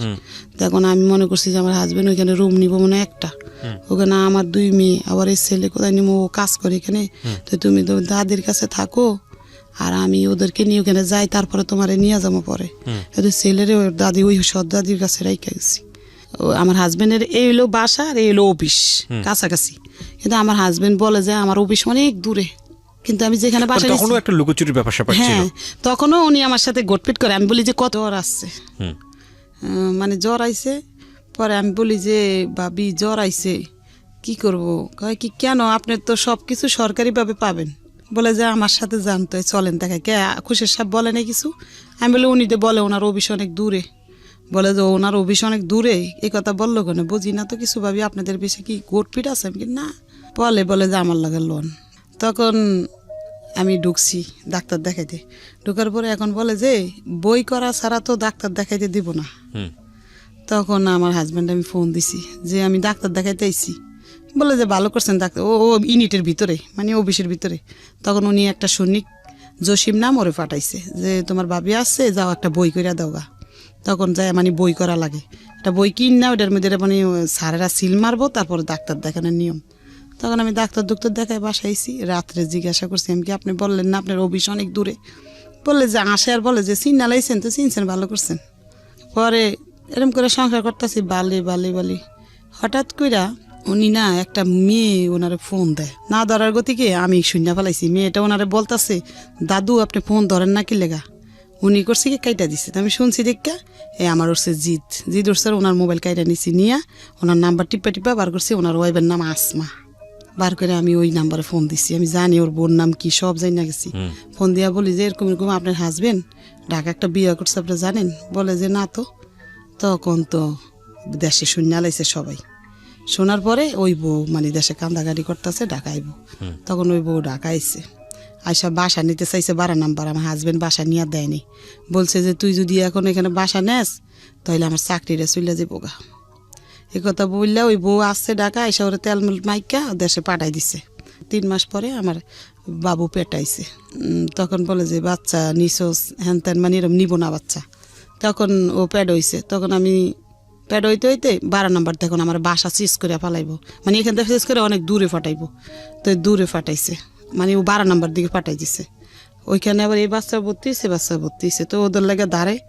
এখন ও করে কি ইউনিটে ঘুমাই থাকে, আমাদের ওইখানে যায় না, ওই বাসার কলেজের ভিতরে ঘুমাই থাকে, যায় না। জানা দিকে দিতে আমার ওই ছেলে ফোন দিছে, একটা মেয়ে বিয়া করছে, একটা মেয়েরে ফোন দিছে আর আমার হাজবেন্ড বলছে আসো আমি নিয়ে আসি তোমাদের। আইনা করছে কি আমার বাসায় বউ সহকার দিয়া ও নিয়ে আর আমার বাসায়ও জানা, আমাদের খোঁজ খবর লয় না, এই দেন সামনাসামনি থাকে, আপনি টাকা পয়সা দেয় মাস শেষ, আর এমনি রাত্রে আসেও না বাসায় কিছু না। তখন আমি ওই ছেলে বোরে এখন নিব না, আমি ওদেরকে আনবো কেন, ওরা আইসা মারামারি করে দুইজনে ঘরের ভিতরে, ছোট ছোট মানুষ তো বিয়া করছে 17 বছরে, বুঝেন না, মারামারি করে বোর সাথে। কোথার মেয়ে কুমিল্লার মেয়ে, কুমিল্লা ক্যান্টনমেন্টের দরের মারামারি করে দেখে আমি একটা ঘরে ড্রেসিং টেবিল ছিল আমার আগের, ওটা বিক্রি করে ওদেরকে 2000 টাকা দিয়া কইছি তোমরা যাও গা শ্বশুর বাড়িতে থাকো আন তুমি, পরে আমি ঢাকা যাই কি করি তোমার একটা লাইন করে আমি দিতে পারছি। তখন উনি ওই আমার ওই ছেলে ধরেন হয়েছে সিয়ামেসে, হওয়ার আগে 3 দিন আগে ও চলে গেছে পোস্টিংয়ে, আমার হাজবেন্ড আর আসে নেই। 3 দিন পরে আমার হাজবেন্ড আসছে, এর মধ্যে আমার বোন আইসে, মেজে বোন বাইর বউ আসছে দেশের থেকে, ওরা আমার যত্ন করতেছে। দেশে বলছি দেখা উনি জিদের ঠেলা, আগে তো ভালো বাজার করছে, দেশে বলছি বলে জিদের ঠেলা উনি আমার ঘরে কোনো বাজার করে না। এখন ওনার কুষ্টিম শেষে উনি যশোর চলে গেছে, যাওয়ার পরে আমাদের কোনো টাকা পয়সা দেন, আমাদের ওইখানে ফালাইয়া রেখে গেছে।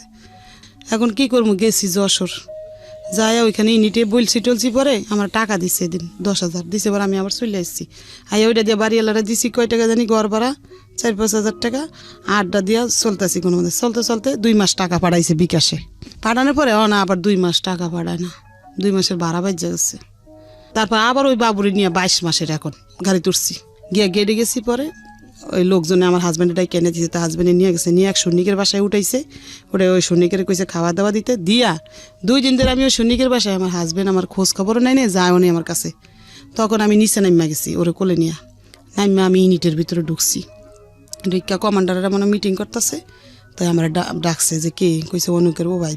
তা আমার যাই জিজ্ঞাসা করতেছে লেফটেন্যান্ট কর্নেল উনি আমার জিজ্ঞাসা করে, গেছি পরে জিজ্ঞাসা করবো কেন আসছেন কি বালা মন্দ, তা জিজ্ঞাসা না করে আমার হাজবেন্ড দাঁড়ায় রয়েছে, ও বানাইয়া কইছে ওর বিয়ে হয়েছে আগে, তো আমার তো বিয়ে হয়েছে জানি আমি, সে বিয়ে করছে, বলে যে আপনার কয়টা বিয়ে হয়েছে, আমি কি স্যার আমার আগে বিয়ে হয়েছে, একটা বাচ্চা আছে, মেয়ে বাচ্চা আমার, আমি এটা বলছি।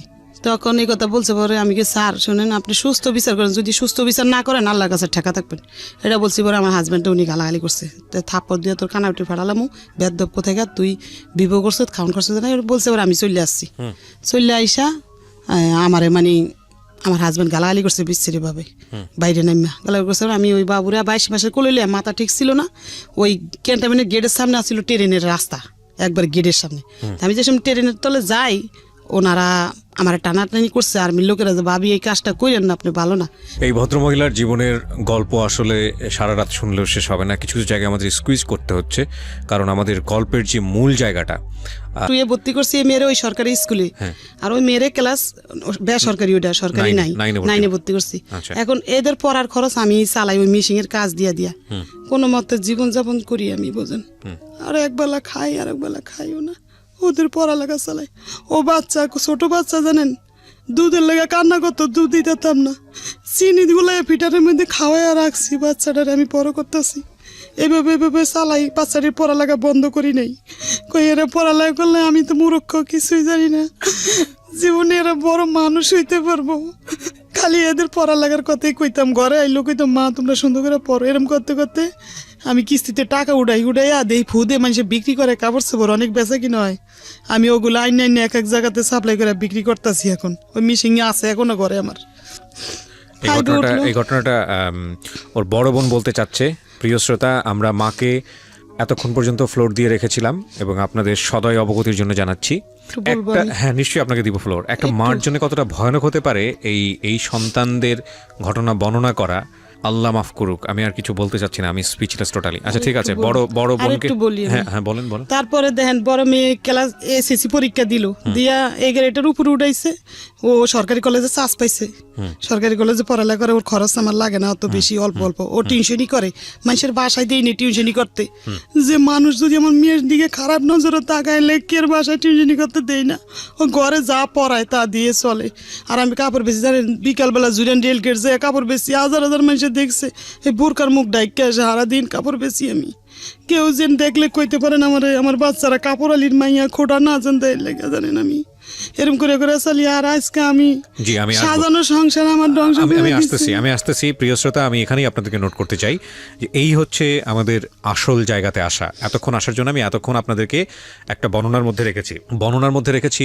এই কথাটা এই কারণেই বলছি, পত্রপত্রিকায়, টেলিভিশনে বা অন্য কোথাও গণমাধ্যমে যে এই রেপের ঘটনাটা আসে, এটা শুধু আপনি রেপটাই জানেন, কিন্তু রেপ হলে একটা ফ্যামিলির কি হয়, যাকে রেপ করা হচ্ছে সে সন্তানটি কত কষ্ট করে বড় হয়, তার যে একটা ব্যাকগ্রাউন্ড থাকে, একটা অতীত থাকে, তাকে নিয়ে স্বপ্ন থাকে, তার জন্য বাবা মা কত পরিশ্রম করছে। এই রেপটা শুধু শারীরিকভাবে তাকে ক্ষতি করা না, পুরো ফ্যামিলিটাকেই যে রেপ করা হয় এবং এই রেপ পুরো জীবনটাকে যে রেপ করা হয়, শেষ করে দেওয়া হয়, সেই ঘটনার ফিলিংসের জায়গাটাতে আজকে আপনাদেরকে আমি নিয়ে যেতে চাই, যে কারণে এতক্ষণ ধরে ব্যাকগ্রাউন্ডে ছিলাম। আশা করছি শেষ পর্যন্ত শুনবেন। বড় বোনকে আমি ফ্লোর দিচ্ছি। আমি ওদের কারোর নাম আজকে রিভিল করিনি, ফেসবুকে আসলে আপনারা দেখতে পাবেন লাইভ, যেভাবে দেখানো সম্ভব আমি সেভাবেই দেখাচ্ছি আপনাদেরকে। ওকে, সো তুমি বলো কি হয়েছে ক্লাস 5 যখন পড়ছিল? যখন আমার বোন ক্লাস 4 পড়তো, 4 রাইট, দোলাইপাড় সরকারি প্রাথমিক বিদ্যালয়। আচ্ছা, তোমার স্কুলের টিচাররা তো সবাই ইনফর্ম এই ঘটনার প্রেক্ষাপটে? ওকে ঠিক আছে, বলো। তখন ওই 4 এর ক্লাসে ফেব্রুয়ারি মাসের 20 তারিখে ওর ক্লাসমেট একটা নতুন মেয়ে ভর্তি হয়। ওরা আসে কদমতলী থানা থেকে, শ্যামপুর থানায়। তো আসে, ওর সাথে ভর্তি হয়, ওর সাথে বন্ধুত্ব হয়। আচ্ছা, আমাদের বাড়ির সামনেই, স্কুলের সামনেই। তখন ওর সাথে বন্ধুত্ব হয়, মেয়েটা আমাদের বাড়িতে আসে। তখন মানে জানতে পারলাম যে মেয়েটার মা ডাক্তার, একটা সাইনবোর্ড লাগানো আছে বাড়ির মধ্যে, উনি শিশু এবং গাইনি ডাক্তার। উনি ঘরের মধ্যেই রুগী দেখে। ওনার বাড়ি নোয়াখালী, লক্ষ্মীপুরে। তখন উনি মানে ওনার সাথে, ওনার মেয়ে দেখলাম ভালো, উনিও দেখলাম ভালো, তো মিশতে দিলাম আমরা ওই মেয়েটার সাথে। তারপরে উনি আমাকে একদিন একটা প্রস্তাব দিল, ওই তাসনিম, মেয়েটার নাম তাসনিম, আর ওর মার নাম হলো খন্দকার জান্নাতুল ফেরদাউস। ওই খন্দকার জান্নাতুল ফেরদাউস আমাকে একটা প্রস্তাব দিল ওনার মেয়েকে পড়ানোর জন্য। ক্লাস 4 যখন শেষ পর্যায়ে, শেষ দিকে, তখন আমি রাজি হলাম যে আমার বাড়ির সামনেই তো পড়াই আমি। তো ওনার মেয়েকে আমি 3 মাস পড়িয়েছি। পড়ানোর পরে আমি দেখতে পেলাম যে ওনাদের ঘরে অনেক লোকজন আসে, আর ওনাদের ঘরে মেয়ে থাকে, বলে যে আমার বোনের মেয়ে।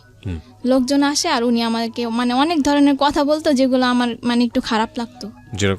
যেমন বলতো যে আমার একটা গেস্ট আসছে, তো এজন্য আমি একটু পরিপাটি হচ্ছি, আমার অনেক ভদ্র গেস্ট। আবার অনেক মাঝে মধ্যে অনেক ফোনে নোংরা কথা বলতো। তখন মানে আমার অনেক, ওনার হাজবেন্ড ছিল না বাসায়?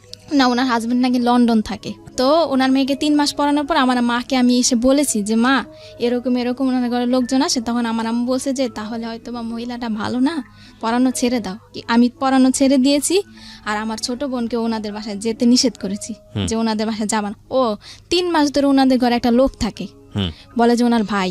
এজন্য আমার মা বলছে যে ওনার ভাই আছে অবিবাহিত, তুমি ওনাদের বাসায় যাবা না ওর সাথে। আমার ছোট বোন নিষেধ করা হয়েছে ওদের বাসায় যেতে না। এখন 5-এ উঠছে, আমার বোনও উঠছে, আর ওই তাসনিম, যে মেয়েটা তাসনিম, ও এখন 5-এ উঠার পরে ওই মহিলা কিন্তু আমার ছোট বোনের অনেক খোঁজ খবর নিত ক্লাস 4 থেকেই। আর ওনার নাম্বারটা আমার কাছে ছিল, ওই যে আমি যে ওনার মেয়েকে পড়িয়েছি তখন ওনার নাম্বারটা আমাদের মোবাইলে সেভ করা ছিল। ওই তো আমাদের নাম্বারে ফোন দিয়ে আমার মাকে জিজ্ঞেস করতো, আমাকে রাস্তায় দেখা হইলে জিজ্ঞেস করতো। ছোট বোনের শুধু খবর নিত উনি, যে ওর কি খবর, মোবাইল করে করেও। তো ওর সাথে কি হয়েছে আমরা জানি না, নভেম্বরের 8 তারিখ বৃহস্পতিবার ছিল ওই দিন, কোচিং ছুটি হয়েছে 3টায়। স্কুলেই কোচিং করে, এজন্য আমরা টাকাও দেই, সরকারি স্কুল, কোচিং বাধ্যতামূলক। তো আমরা টাকা দেই, কোচিং করে। ওই দিন 3টা বাজে কোচিং ছুটি হয়েছে, এমনি অন্যান্য দিন 4টায় ছুটি হয়। তো একটু দেরি হয়েছে। ও আমাদের বাড়ির সামনে আবার থাকে আরেকটা মেয়ে, মারিয়া ওর নাম। তখন মারিয়াকে ডাক দিছি আমি যে, মারিয়া, আমার ছোট বোন তো তোমার সাথে আসে প্রতিদিন, আজকে আসে নাই কেন? বলে যে ও তো আগেই চলে গেছে, কে যেন বলছে যে ও আগেই চলে গেছে। তখন আমি আমার আম্মুরে পাঠাইছি যে আম্মু যাও, তুমি স্কুলে যাও। আর স্কুলে গেছে, স্কুল পুরা খুঁজছি আমরা, মানে প্রাথমিকভাবে যাদেরকে কাছে পাওয়া হয়েছে সবাইকে জিজ্ঞাসাবাদ করছে আমার আম্মু। স্কুলের প্রধান শিক্ষক সালাউদ্দিন, ওনাকেও বলছে আমার আম্মু, কিন্তু উনি কোনো গুরুত্ব দেয় নাই বিষয়টা। মানে একটা স্টুডেন্ট যে হারানো গেছে, উনি কোনো গুরুত্বই দিল না যে একটা মেয়ে, মানে ওর সাথে খারাপ কিছু হইতে পারে, আমার কিছু দায়িত্ব আছে, আমি যে প্রধান শিক্ষক, আমি কিছু দায়িত্ব পালন করি। উনি ওনার মতো বাচ্চা পড়াচ্ছে ঘরে। তখন স্কুলে, ওই স্কুলের আরেকটা ম্যাডাম, ইংরেজি ম্যাডাম জাকিয়া ম্যাডাম, ওনার কাছে আমার বোন ক্লাস 4-এ থাকতে পড়েছিল। ওই ম্যাডামটা একটা ছেলে পারে, ওই ছেলের নাম হলো আসিফ। ওই ছেলেটা ওদের ক্লাসমেট। ওই ছেলেটা আমাদের বাসায় আসে, আসার পরে বলে যে আন্টি চলেন এই ওই পারে যাব সুমাইয়াদের বাড়িতে, সুমাইয়া জানে মানে আপনার মেয়ে, ছোট মেয়ে কোথায় আছে। তখন আমার আম্মু বলে, সুমাইয়া হলো ওর ক্লাসমেট। তখন মানে আমার আম্মু গেল ওই পারে, গিয়ে জিজ্ঞাসাবাদ করলো যে তুমি কি জানো। কতক্ষণ ধরে ওকে পাওয়া যাচ্ছে না? 3টা থেকে 3টা বাজে ছুটি হয়েছে, ছুটির পরে থেকে 1 ঘন্টার মধ্যে পাওয়া যাচ্ছে না। ওই 1 ঘন্টার মধ্যে খোঁজাখুঁজি শুরু করেছে আমরা, খোঁজাখুঁজি শুরু। তারপরে আমার আম্মু জিজ্ঞাসাবাদ করা হয়েছে, এই সুমাইয়ার পায়ে পর্যন্ত ধরছে আমার আম্মু, বলছে যে মা তুমি যদি কিছু জানো আমাকে বলো মা, আমার মেয়েটা তো 1 মিনিটও দেরি করে না কোনোদিনও, আর কোথাও যাওয়ার মেয়েও না, আমার মেয়ে তো ছোট, আমার কোনো আত্মীয় স্বজনের বাসা আমি ছাড়া তো যায় না। পরবর্তীতে ওই মেয়ে পুরোপুরি অস্বীকার করছে, বলে যে আন্টি আমি কিছুই জানি না। তখন ও বলছে আমার আম্মু আমাকে ফোন দিছে, তখন আমি বলছি যে তুমি পুলিশের ভয় দেখাও। ওর ক্লাসের কেউ না কেউ তো জানে ওর সম্বন্ধে কিছু, যে ও কোথায় যেতে পারে। তখন আর ওই মেয়েটাকে আমার সন্দেহ হয়েছে কেন, ওই দিন যেদিন ও হারাইছে, ওই দিন সকালবেলা যে স্কুলে গিয়ে আমার বোনকে দেখে আসছি, দেখছি যে ওই দিন ও সুমাইয়ার সাথে বসছিল, সুমাইয়ার সাথে বসেছিল আমার বোন। আর আমার বোনের ফ্রেন্ড হলো তাসনিম। তাসনিম হলো ওর অনেক ঘনিষ্ঠ ফ্রেন্ড, সবসময় শুধু তাসনিমের সাথেই থাকতো। তারপরে আমার আম্মু বলছিল যে পুলিশ যখন আসবে, যখন ডান্ডার বাড়ি দিবে, তখন সত্যি কথা ঠিকই বলবা। মানে একটু ভয় দেখালো আমার আম্মু, ওকে কিন্তু আমরা সন্দেহ করি নাই, মানে এমনি প্রাথমিকভাবে জিজ্ঞাসাবাদ করলাম যে কিছু জানে কিনা। তখন ওই সুমাইয়ের আম্মু বললো যে পুলিশ আমাদের হারে থাকে, মানে ও মহিলা খারাপ ব্যবহার করলো। আর এর আগে তাসনিমকে কিন্তু প্রথম জিজ্ঞাসাবাদ করা হয়েছিল, আমি ভুলে গেছি তাসনিমকে, কারণ ও কিন্তু তাসনিমের সাথেই চলে। তাসনিমকে আমার মা হারানোর পরে ফোন দিছে তাসনিমের আম্মুকে, তাসনিমদের বাসায় যাওয়া হয়েছে, তাসনিমদের বাসায় তাসনিমও নাই, তাসনিমের মাও নাই। আমার আম্মু ফোন দিছে, আপা আপনি কোথায়? বলে যে আমি তো আমার মেয়ের নিয়ে সাবান ফ্যাক্টরি গলিতে রুম দেখতেছি। তারপরে উনি আসছে, কিছুক্ষণ পর আইসা আমাদের বাড়িতে আসছে উনি ওনার মেয়ের নিয়ে। আমাদের ঘরে যখন ঢুকছে ওনার মেয়ে আর উনি কিন্তু আমার মাকে কোনো সান্ত্বনা দেয় নাই, কোনো কথাও বলে নাই যে ভাবি চলেন আমরা থানায় যাই জিজি করি, কি চলেন আমরা কোনো বান্ধবীদের বাসায় খুঁজি। উনি কিন্তু কিছুই বলেনি আমার আম্মুকে। আমার আম্মু তো নিচে পড়ে কান্না করতেছে, আর আমিও কান্না করতেছি। আর তাসনিমরে আমি এখন জিজ্ঞাসাবাদ করতেছি যে আপু তুমি কি কিছু জানো, আপু বলো আমারে। বলে যে না আপু আমি কিচ্ছু জানি না, ও ওদের ওই প্রেম গলিতে গেছে, আমি আমাদের গলিতে গেছি। তাসনিমকে আমি কেন সন্দেহ করেছি, এর মধ্যে একটা কারণ আছে। কারণ যখন মানে আমার ছোট বোন কোচিংয়ে বাসায় কিন্তু এসে খেয়ে আবার কোচিংয়ে যেত, কোচিংয়ে যাওয়ার সময় ওর ব্যাগ থেকে একটা চিঠি পড়ে গেছে। চিঠিটার মধ্যে 3টা মেয়ের নাম উল্লেখ ছিল, ফারিহা, রাজিয়া আর তাসনিম। চিঠিটা ও তাসনিমের কাছে লিখেছে, আমার বোন তাসনিমের কাছে লিখেছে যে প্রিয় তাসনিম, আশা করি ফারিয়াকে নিয়ে ভালোই আছো। আর রাজিয়ার নাম এই চিঠিটার মধ্যে কিন্তু কোনো ছেলের নাম উল্লেখ নাই, তাহলে আমরা কিভাবে সন্দেহ করি যে আমার বোন কোনো ছেলের সাথে যেতে পারে? তাসনিম কিন্তু লিখছে। তখন আমি চিঠিটার কথা গোপন রাখি, তাসনিমের কাছে বলি না যে আমি একটা চিঠি পাইছি, চিঠিটা আমি দেখাইও নাই। কিন্তু আমার পুরোপুরি সন্দেহ হয়েছে যে তাসনিমই জানে যে আমার বোন কোথায় আছে, আর তাসনিমের মাই নিছে আমার বোনকে। তখন আমি আমার মাকে আমি বলছি যে তুমি এখনই থানায় যাও, গিয়ে জিডি করো। কিন্তু আমার আম্মু থানায় যায়নি। তখন আমার আম্মু তখন কি করছে, আমার মানে আত্মীয় স্বজন সবাইকে ফোন দিছে, সবাই অলরেডি চলে আসছে। আসার পরে আমার বড় বোন মানে বড় খালার ছেলে একটা মাইক ভাড়া নিছে দোলাইপাড় ওই পারে 1 নম্বর গলি থেকে মাইক ভাড়া নিছে। ওই 1 নম্বর গলিতে কিন্তু আমার বোনটা ছিল, যেই জায়গা থেকে আমরা মাইক নিছি ওইখানেই আমার বোনটা ছিল। ওইখান থেকে কুতুবখালী 1 নাম্বার গলি, 2 নাম্বার গলি, ডিপটির গলি, কুতুবখালী, দোলাইপাড়, মিরাজির বাগ পুরা কিন্তু আমরা মাইক দিয়ে অ্যালাউন্স করছি। স্কুলের হেড স্যার কিন্তু কোনো পদক্ষেপ নেয় নাই, আর আমার আম্মুকে একটা ফোনও দেয় নাই, হেল্পও করে নাই। উনি কিন্তু বাচ্চাই পড়াইতেছে। স্কুল থেকে হারিয়ে গেছে কোচিং এর থেকে স্কুলে কোচিং হয়। স্কুলে কোচিং বাধ্যতামূলক, জি বাধ্যতামূলক, এবং কি আমরা টাকা দেই। কোচিং করতে চাইতাম না, বইরা বাইরেই তো বেত দিয়া। আমার বাচ্চা না, সবার বাচ্চা। কোচিং না করলে বাচ্চাদেরকে কম নাম্বার দেওয়া হয় এবং ফেল করিয়ে দেওয়া হয় এবং বাচ্চাদের উপর টর্চার করা কি হয়। দুর্ধর্ষ, কি অমানবিক। এবং আমরা কবে আসলে এই জায়গাটা থেকে বেরোতে পারবো? না না না, আমি আপনার বড় মেয়ের কাছ থেকে শুনতে চাই, আপনাকে আমি ফ্লোর দিব পরে আবার। হ্যাঁ বলেন। তারপরে আমার আম্মু গেল হেড স্যারের বাড়িতে। আবার হেড স্যারের বাড়িতে যাওয়ার পরে আমার আম্মু হেড স্যারের সাথে কথা বলতে চাইলো। হেড স্যারের দেখে যে বাচ্চা পড়াচ্ছে, তখন ওই মরিয়ম নামে একটা মেয়ে, ওই মেয়েটাকে আমার মা নিতে চাইলো যে মরিয়ম তুমি আমার সাথে আসো, তুমি তো চিনো তোমাদের ক্লাসের কারো না কারো বাড়ি, আমি যাব তোমাকে নিয়ে। স্যার কিন্তু ওই মেয়েটাকে দিতে রাজি হয় নাই, যে না ও যেতে পারবে না, ও পড়ছে। তখন তাসনিমের মা উনি হেড স্যারের সাথে দরজা লাগায় কি যেন বলতেছে। আমার আম্মু কিন্তু দরজা ফাঁক দিয়ে দেখছে, কিন্তু তখনও কিন্তু আমরা জানি না যে স্কুলের প্রধান শিক্ষকও জড়িত, উনিও জানে, এমনকি ওই মহিলার কাছেই তো আমার বোনটা, কিন্তু আমরা তো আর জানি না যে ওনার কাছেই আছে। তখন আমার আম্মু এসে বললো যে এরকম এরকম হেড স্যার আর তাসনিমের মা কথা বললো, আমাকে কোনো গুরুত্ব দিল না, আর আমি একটা বাচ্চা নিতে চাইলাম, আমাকে তাও দেওয়া হলো না। হেড স্যার বলে যে দেখেন কোনো বান্ধবীর বাড়িতে গেছে কিনা, এটা বলছে হেড স্যার, আর কোনো গুরুত্ব দেয় না যে চলেন আমি যাই আপনাকে নিয়ে থানায়, কি আমি প্রত্যেকটা গার্জিয়ানের নাম্বারে ফোন দেই, কি আপনাকে একটা বাচ্চা দেই, আপনি যান খোঁজ করেন, কি প্রত্যেকটা গার্জিয়ান আমি ডাকাই, বাচ্চাগুলোকে আমি ডাকাই, কোনো পদক্ষেপ নেয় নাই উনি।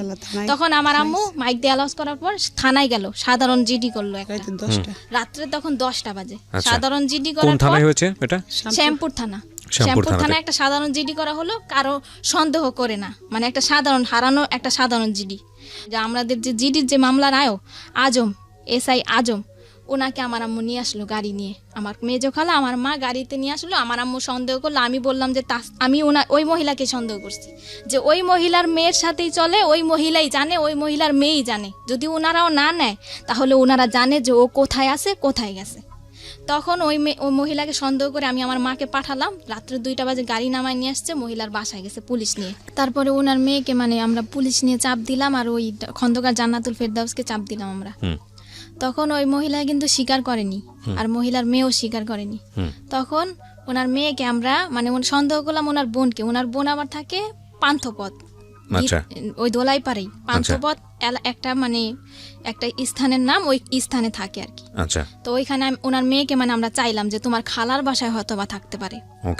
তখন ওনার মেয়েটাকে কিন্তু উনি একাই দিয়ে দিল। উনি কিন্তু কোনো আপত্তিকর মানে কথা বললো না যে না আমার মেয়েকে দিব না, আমি এত রাত্রে এতগুলা পুলিশের সাথে আমি কিন্তু দিব না আমার মেয়েকে। উনি কিন্তু ওনার মেয়েকে দিয়ে দিল আমার মার সাথে। আর আমার মা ওনার মেয়েকে নিয়ে এই রাত্রে 2টা বাজে ওর খালার বাসায় গেল।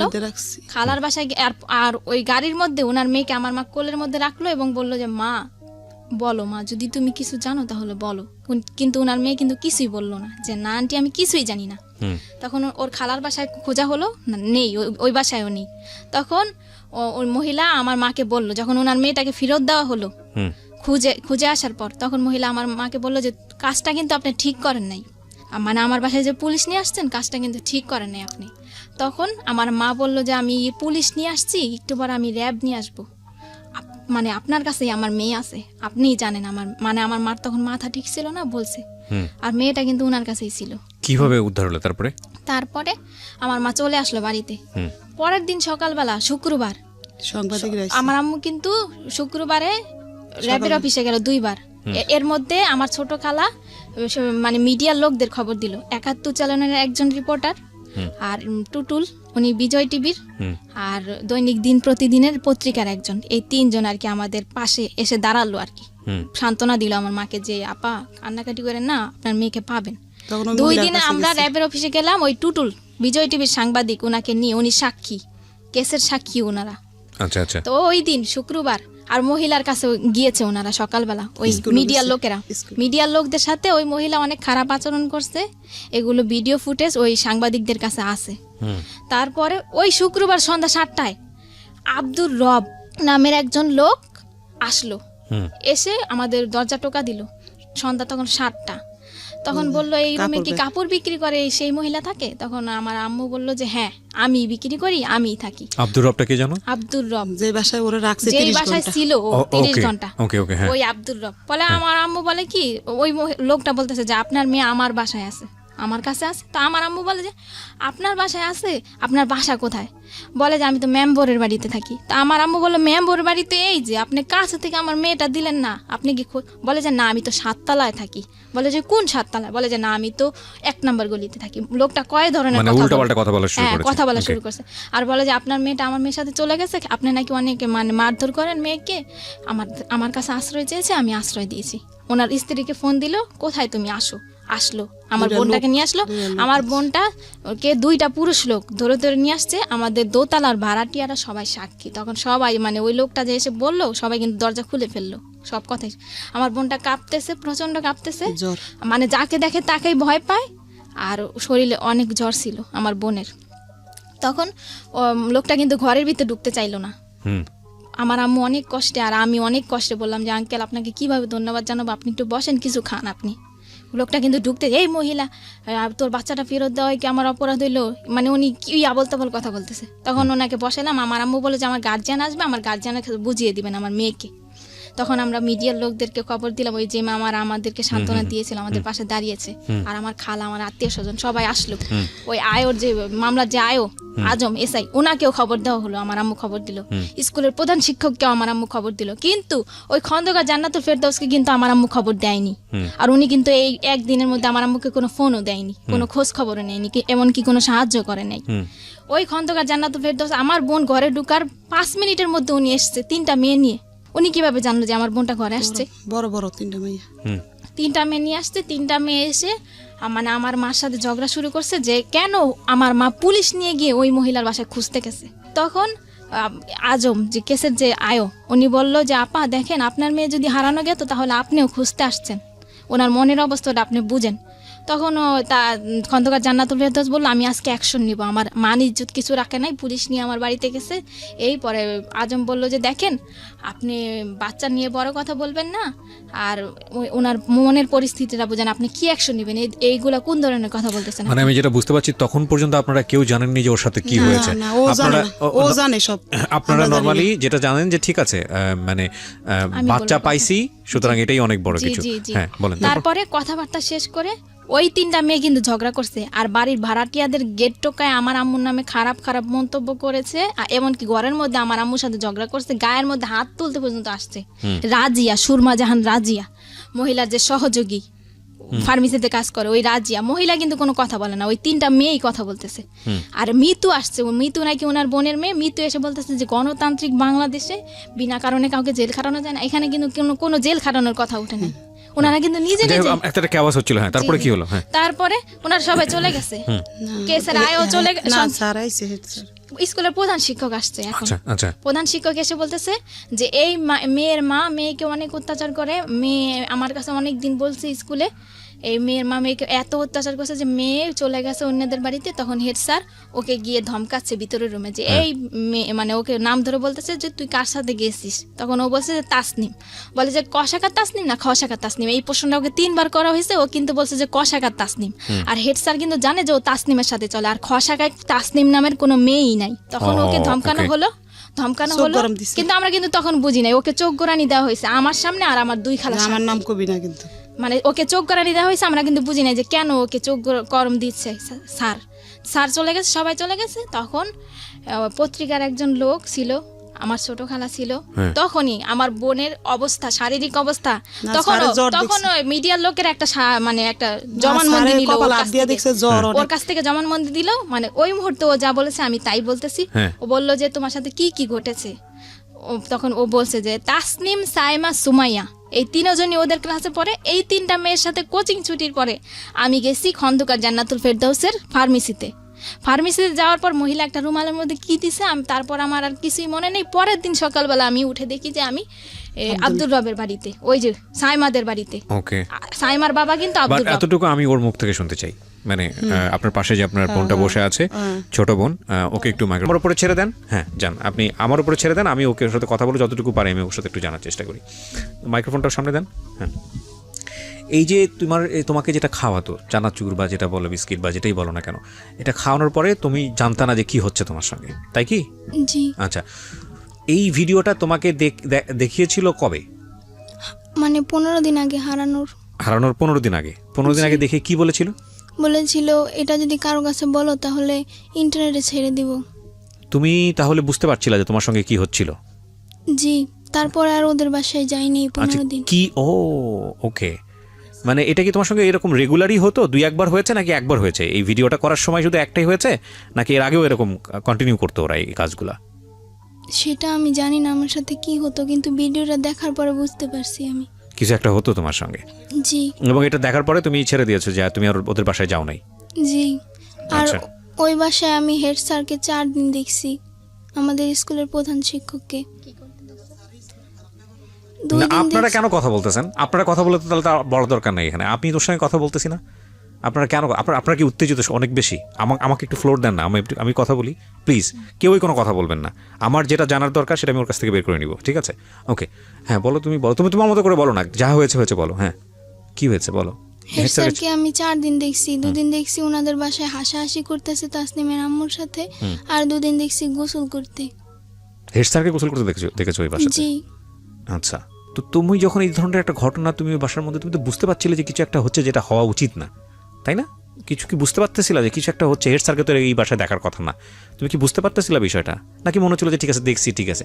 তোমার মনে হয়নি যে এই বিষয়গুলো গিয়ে বাবা মার সঙ্গে কথা বলি, মাকে জানাই বা আমার বড় বোনকে জানাই, এটা মনে হয় নাই? কি মনে হয়েছে যে জানালে কোনো সমস্যা হতে পারে বা ওদেরকে জানালে বকাঝকা করতে পারে, মার দিতে পারে, এরকম কিছু কি? না। তাহলে জানাওনি কেন? আমি মানে কি আমার অনেক চাপ ছিল। কি ধরনের চাপ বলো তো? তোমার মা যদি তোমাকে বকাঝকা করে এটা বলতে কোনো সমস্যা নাই, পৃথিবীর সব মাই তার বাচ্চাদেরকে শাসন করে, টেনশন করার কোনো কারণ নাই, ঠিক আছে? তুমি আমাকে দিল খুলে বলো, হ্যাঁ মন খুলে বলো, কি হয়েছে তোমার সঙ্গে, কিসের চাপ ছিল? আমি সকালে 9টার দিকে স্কুলে যেতাম, স্কুলে ক্লাস করে 2টা বাজে ছুটি দিত। জি। ছুটি দেওয়ার পর বাসে যেতাম খাবার খেয়ে, তারপরে 3টা বাজে আসতাম, 4টা বাজে ছুটি দিত কোচিংয়ে। আচ্ছা, তারপর আবার হেড স্যার একজন শিক্ষক টিচার খুঁজে দিছে, হ্যাঁ, তার কাছে পড়তাম 7টা থেকে 8টা পর্যন্ত 1 ঘন্টা। আচ্ছা, তারপর আবার বাসায় পড়তাম, কোনো বলার সুযোগ ছিল না। আচ্ছা। আর এছাড়া আমি আমার মাকে বলছিলাম যে আমার পেটে নিচে প্রচুর ব্যথা করে, আমার আম্মু বলে যে গ্যাস্ট্রিকের ব্যথা, এই কারণে। তার মানে তোমার সঙ্গে যখন এই ঘটনাগুলো ঘটতেছিল, যখন তুমি বুঝো না বিষয়টা, তখন তুমি বাসায় বলেছো যে তোমার এটা ব্যথা করে, কিন্তু তোমার মা এই জিনিসটাকে বেশি আমলে নেয়নি, তাই কি? জি। আচ্ছা, তারপর কি হলো? ঠিক আছে, গ্যাস্ট্রিকের ব্যথা, কোনো ট্যাবলেট দিয়েছিল? হ্যাঁ, গ্যাস্ট্রিকের ট্যাবলেট দিয়েছিল, বলেছিল এটা খেলে হয়তো তোমার ব্যথা সেরে যাবে। আচ্ছা। তারপরেও ব্যথা সারেনি, প্রচুর ব্যথা করতো। তুমি কি কখনো এরকম কোনো কিছু দেখেছো? মানে আমি তোমাকে এই জিনিসটা জিজ্ঞেস করছি যেটা আমার জায়গা থেকে 100% ক্লিয়ার হওয়ার জন্য, কারণ আমি জানি এরপরে তোমাকে পুলিশে জেরাতে নেওয়া হয়েছে, সেখানেও অভিজ্ঞতা ভালো না তোমাদের, আমি গল্পটা জানি, যে কারণে আমি একটু আমার জায়গা থেকে একটু বিষয়টা ক্লিয়ার করতে চাই। তুমি কি কখনো এমন কোনো বিষয় দেখেছো তোমার শারীরিকভাবে যেটা তোমার কাছে খুব অস্বাভাবিক মনে হয়েছে, ভয়ঙ্কর মনে হয়েছে? এরকম কোনো বিষয় কি তুমি দেখেছো কখনো? নিজে থেকে অবজার্ভ করেছো কখনো? না। এরকম কোনো কিছু অবজার্ভ করনি। এখানে একটা নোটিস করার মতো বিষয় আছে প্রিয় শ্রোতা, সেটা হলো যে যাকে ওনারা অ্যাকিউজ করছেন, আমি কিন্তু আবারও বলেছি, অনুষ্ঠানের শুরুতেই বলেছি, এটা এখন পর্যন্ত প্রমাণিত না, যাকে ওনারা অ্যাকিউজ করেছেন তিনি একজন ডক্টর ছিলেন, তথাকথিত ডক্টর, যেটাই বলি না কেন, কোনো পত্রিকার রিপোর্টে এসছে উনি একজন ভুয়া ডাক্তার, তো উনি একজন ফার্মাসিস্ট ছিলেন, যাই থাকুক না কেন। সুতরাং এই ধরনের বিষয়গুলো সম্পর্কে ওনার মোটামুটি একটা ভালো দখল ছিল। তো তোমাকে ভিডিও দেখানোর ভয় দেখাচ্ছে 15 দিন আগে, এই ভয়টা ওরা কেন দেখিয়েছে সেটা আমি জানি না। না, কিন্তু তোমাকে ভয় দেখালে তো কোনো একটা কারণে দেখাতে হবে। আগে তুমি ওদের বাধ্য ছিল না বা কিছু? তোমার বড় বোনের বোধহয় বলতে যাচ্ছে, কিসের কারণে ভয়? মানে ভিডিওটা কেন দেখাইছে যে ওই তাসনিমকে প্রশ্ন করছে যে তোমাদের বাড়ি খাবার খেলে আমার কেন এমন লাগে, হ্যাঁ, তখন কিন্তু ও বলছে যে তোমাদের বাসা আমি আর যাব না। আচ্ছা, এই না বলছে যে যাবে না, এজন্য ওকে ফার্মেসিতে ডেকে নিয়ে ভিডিওটা দেখাইছে আর বলছে যে তুমি আমাদের কথা শুনতে বাধ্য। ও, তার মানে বিষয়টা হচ্ছে এরকম যে ও যদি বাসায় না যায় তাহলে আলটিমেটলি এই ভিডিওটা পাবলিশ করে দেবে বা এরকম কিছু একটা করেছে। আর যদি তোমার পরিবারের কারো কাছে বলো তাহলে তোমাকে টুকরা টুকরা করে পাচার করবে, এটা ওর কাছ থেকে জেনেছি আমরা, ওকে পাওয়ার পরে। আচ্ছা, এর আগে কিন্তু আমাদের বলে নাই। তার মানে এই জিনিসটা খুব প্ল্যান ছিল আপনাদের কথা অনুযায়ী, এবং এটা অনেক দিন ধরে ওর সঙ্গে হয়েছে। সো নোটিশ করেছে আপনাদের বাসাতে যে আমার তলপেটে ব্যথা করছে, যেটা খুব স্বাভাবিকভাবে আমি বলতাম যে তুমি হাত ধো না, আর তুমি পানি খাও না, এজন্য তোমার পেটে ব্যথা কম করে। খাইতো। আর প্রচন্ড পেটে ব্যথা কান্না করতো।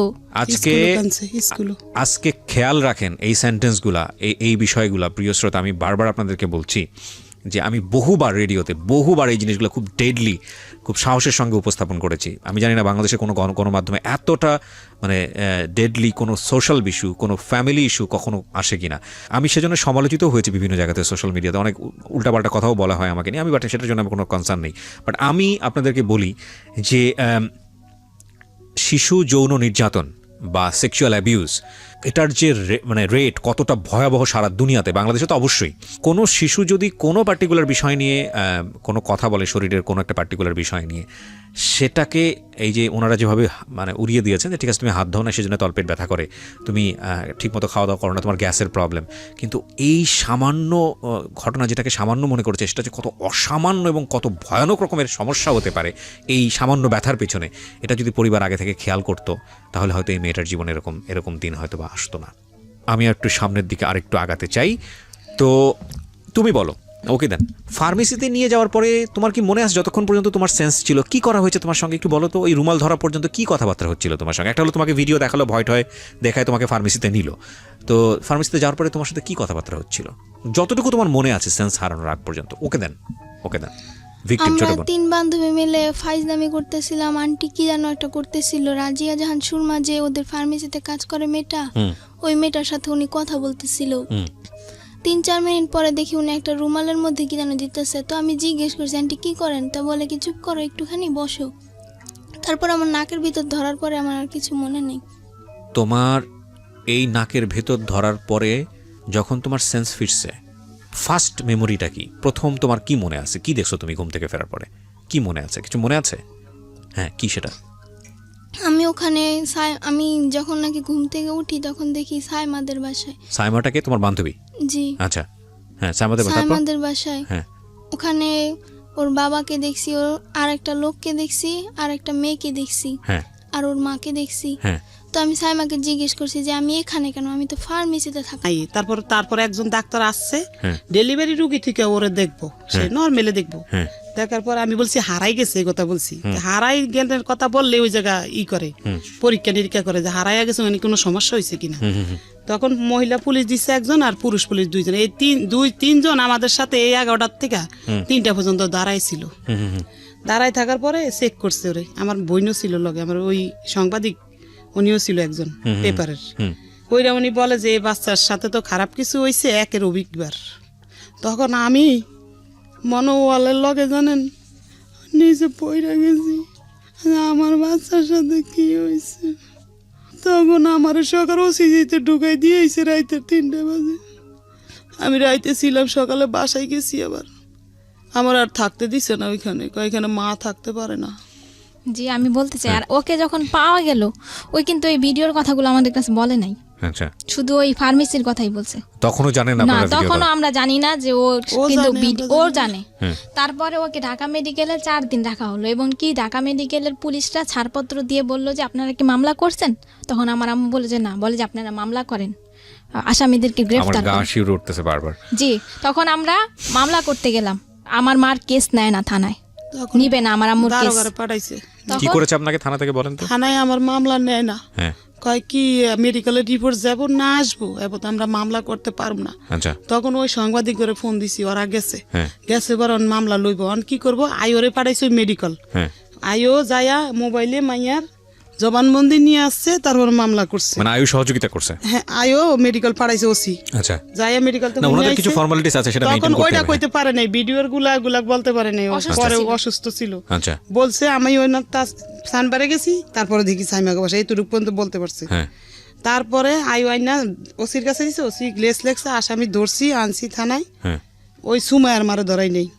সুমায়ার মাঝে এই লোক জড়িত আমরা জানি না। তো আপনি আসামি কাকে মনে করেন? আসামি ওই ডাক্তারের বেডি, তাসলিমের আম্মু ডাক্তার, তার সহকর্মী, ওই যে ভিডিও রেকর্ডিং করছে যে মায়ের, আর যে আব্দুল রবের বাসায় বই আবার ঘটনা হইছে ওর সাথে খারাপ কিছু, আব্দুল রবরে ধরাইছি। আচ্ছা, 3 জন আসামিকে আপনি মামলা ধরে নিয়ে এসে পরে মামলা হয়েছে না? নাকি? মামলা করার পরে গাড়ি দিছে, নিয়ে আসছে। মামলার এজাহারটা আমার কাছে আছে, আপনারা নিয়ে এসছেন, আমি একটু ফটোকপি আছে আমার কাছে প্রিয় শ্রোতা। আমি খুব কিছু অল্প অংশ আপনাদেরকে একটু একটু শোনাতে চাই। আমার মনে হয় যেটা পত্রিকার রিপোর্টটা কি কবে হয়েছে? মামলা হওয়ার পরে হয়েছে? মামলা হওয়ার পরে হয়েছে। কোর্ট উড়াইছে যেদিন এদিন। আচ্ছা, তাহলে আমি একটা কাজ করি, আমি বরং পত্রিকার রিপোর্টটাই আপনাদের একটু পড়ে শোনাই, তাহলে আপনারা বুঝতে পারবেন যে কি ঘটনা ঘটেছে এবং ঘটতে চলেছে। এটা হচ্ছে একটা স্থানীয় পত্রিকা, আমি যদি ভুল না করে থাকি দৈনিক আলোর জগৎ, আমার আইডিয়া নেই পত্রিকা সম্পর্কে। এটা হচ্ছে 15ই নভেম্বর 2018। এই পত্রিকায় যেটা এসছে, টাইটেলটা ছিল এরকম যে রাজধানীর শ্যামপুরে ধর্ষণ মামলায় ভুয়া ডাক্তার সহ 3 জন গ্রেপ্তার। রাজধানীর শ্যামপুর থানাধীন ধোলাইপাড় সরকারি প্রাথমিক বিদ্যালয়ের 5ম শ্রেণীর এক ছাত্রীকে ধর্ষণের অভিযোগে 3 জনকে আটক করেছে পুলিশ। বাদী সালমা আক্তার 40, যিনি আজকে আমার সঙ্গে স্টুডিওতে আছেন, তিনি জানিয়েছেন গত 8ই নভেম্বর বৃহস্পতিবার আইরিন ব্র্যাকেটে ছদ্মনাম, আপনি আপনার মেয়ের নাম এখানে ব্র্যাকেটে ছদ্মনাম ব্যবহার করেছেন, আমরা নিজেরা নাম উচ্চারণও করিনি আজকে এখানে। স্কুল কোচিং শেষ হয় বিকাল 3টায়, কিন্তু তার মেয়ে বাসায় না ফিরলে সে স্কুলে যায় এবং স্কুল বন্ধ থেকে প্রধান শিক্ষককে ফোন দেন এবং স্কুল সহ পরিচিত লোকজন ও আত্মীয় স্বজনদের কাছে খবর নেন। এক পর্যায়ে এলাকার মাইকিং করলে কোনো খবর না পেয়ে শ্যামপুর থানায় একটি সাধারণ ডায়েরি করেন। তার নম্বর হচ্ছে 341, তারিখ হচ্ছে 8/11/2018। পরদিন শুক্রবার সন্ধ্যা আনুমানিক 7টায় তারা জানতে পারেন তাদের মেয়ে মামলায় অভিযুক্ত আটককৃত আসামি আব্দুর রবের বাসায় আছে। তৎক্ষণাৎ তারা আব্দুর রবের বাসা থেকে অচেতন অবস্থায় তার মেয়ে আইরিনকে উদ্ধার করে তাদের বাসায় নিয়ে আসে। তাদের মেয়েকে পাওয়া গেছে শুনতে পেয়ে স্কুলের প্রধান শিক্ষক, জিডির তদন্ত কর্মকর্তা সাব ইন্সপেক্টর মোহাম্মদ, নামটা এখানে কেন আসেনি, আচ্ছা ঠিক আছে, সাংবাদিকরা উপস্থিত হন। কিন্তু আইরিনের কোনো হুঁশ না থাকায় কি হয়েছিল সেটা জানা যায়নি। এক সময় রাত আনুমানিক 9টায় হুঁশ ফিরলে সে জানায় স্কুল কোচিং শেষে মামলার আটককৃত আসামি খন্দকার জান্নাতুল ফেরদৌসের স্কয়ার হেলথ কেয়ার ফার্মেসিতে গেলে, এই ফার্মাসির নাম কি স্কয়ার হেলথ কেয়ার, আচ্ছা স্কয়ার হেলথ কেয়ার ফার্মাসিতে গেলে তার মুখ অচেতন নাশক ঔষধ মাখায় এবং এরপর তার আর কিছু মনে নেই। পরদিন শুক্রবার কেন সে আব্দুর রবের বাসায় গেল তা সে জানে না। একথা শুনে তার পরিবার রাতে ঢাকা মেডিকেল কলেজ হাসপাতালে ভর্তি করলে মেয়ের শারীরিক অবস্থা খারাপ দেখে ওসিসিতে ভর্তি করা হয়। পরে আইরিনের মা সালমা বেগম রবিবার রাতে শ্যামপুর থানায় একটি মামলা দায়ের করলে গোপন সংবাদের ভিত্তিতে পুলিশ রবিবার রাতে 3 জনকে আটক করে পরদিন সোমবার 5 দিনের রিমান্ড চেয়ে আদালতে সোপর্দ করেন। এরপরেরটুকু আমার সংবাদে আর নাই, কিন্তু এখানে আমি অবশ্যই ধন্যবাদ দিব আইন প্রয়োগকারী সংস্থা, বিশেষ করে পুলিশকে। আমি এটা সত্যি আমি যখন এই ধরনের কোনো অ্যাক্টিভিটিস দেখি আমার খুব ভালো লাগে, আমার খুব গর্ব করতে ইচ্ছে করে। I am really proud because police এই সব জায়গাগুলোতে খুব সেন্সিটিভ। সেটা হচ্ছে যে আমরা জানি যে ওনাদেরকে সোপর্দ করার পরে ওনাদেরকে আবার আদালতে হাজিরও করা হয়েছে জামিনের জন্য, কিন্তু পুলিশ স্বেচ্ছায় যেটা করেছে যে ওনাদেরকে যাতে জামিন না করা হয় সেটার একটা ব্যবস্থা করেছে এবং আমি যতদূর জানি ওনারা এখনও জেলে আছে, আমি যদি ভুল না করে থাকি, ঠিক? সো সেটার লেটারও আমি দেখতে পাচ্ছি এখানে আপনারা পুলিশ স্বেচ্ছায় এই এটা করেছে, কারণ ওনাদের তো আপনাদের তো উকিল ধরতে হতো, আপনারা কি উকিল ধরেছিলেন? ধরছি, উকিল আছে আমার আছে তো, ঠিক আছে, 3 জনকে ধরে নিয়ে গেল। আমি সময় পেলে আরও কিছু ডকুমেন্টস আমি আমার শ্রোতা যারা আছেন তাদেরকে পড়ে শোনাবো। হ্যাঁ হ্যাঁ হুম। মামলা করার পরে মানে থানার লোকেরা জিজ্ঞাসাবাদ করলো আমার বোনকে, আমার মাকে। ওসি বলল যে সবে তো মাত্র থাকা শুরু, এখানে আরো কত থাকতে হবে। কে বললো এটা? ওসি, থানার ওসি আমার মাকে বললো। হ্যাঁ। ওসিতে 4 দিন থাকার পরে বাচ্চাকে থানায় নেওয়া হলো। থানায় একটা রাত রাখার পরে পরের দিন সকালবেলা কোর্টে ওঠা হলো ম্যাজিস্ট্রেটের কাছে জবানবন্দি দেওয়ার জন্য। তখন কিন্তু আমার বোন ভিডিওর কথাটা বললো ম্যাজিস্ট্রেটের কাছে জবানবন্দি দেওয়ার আগে।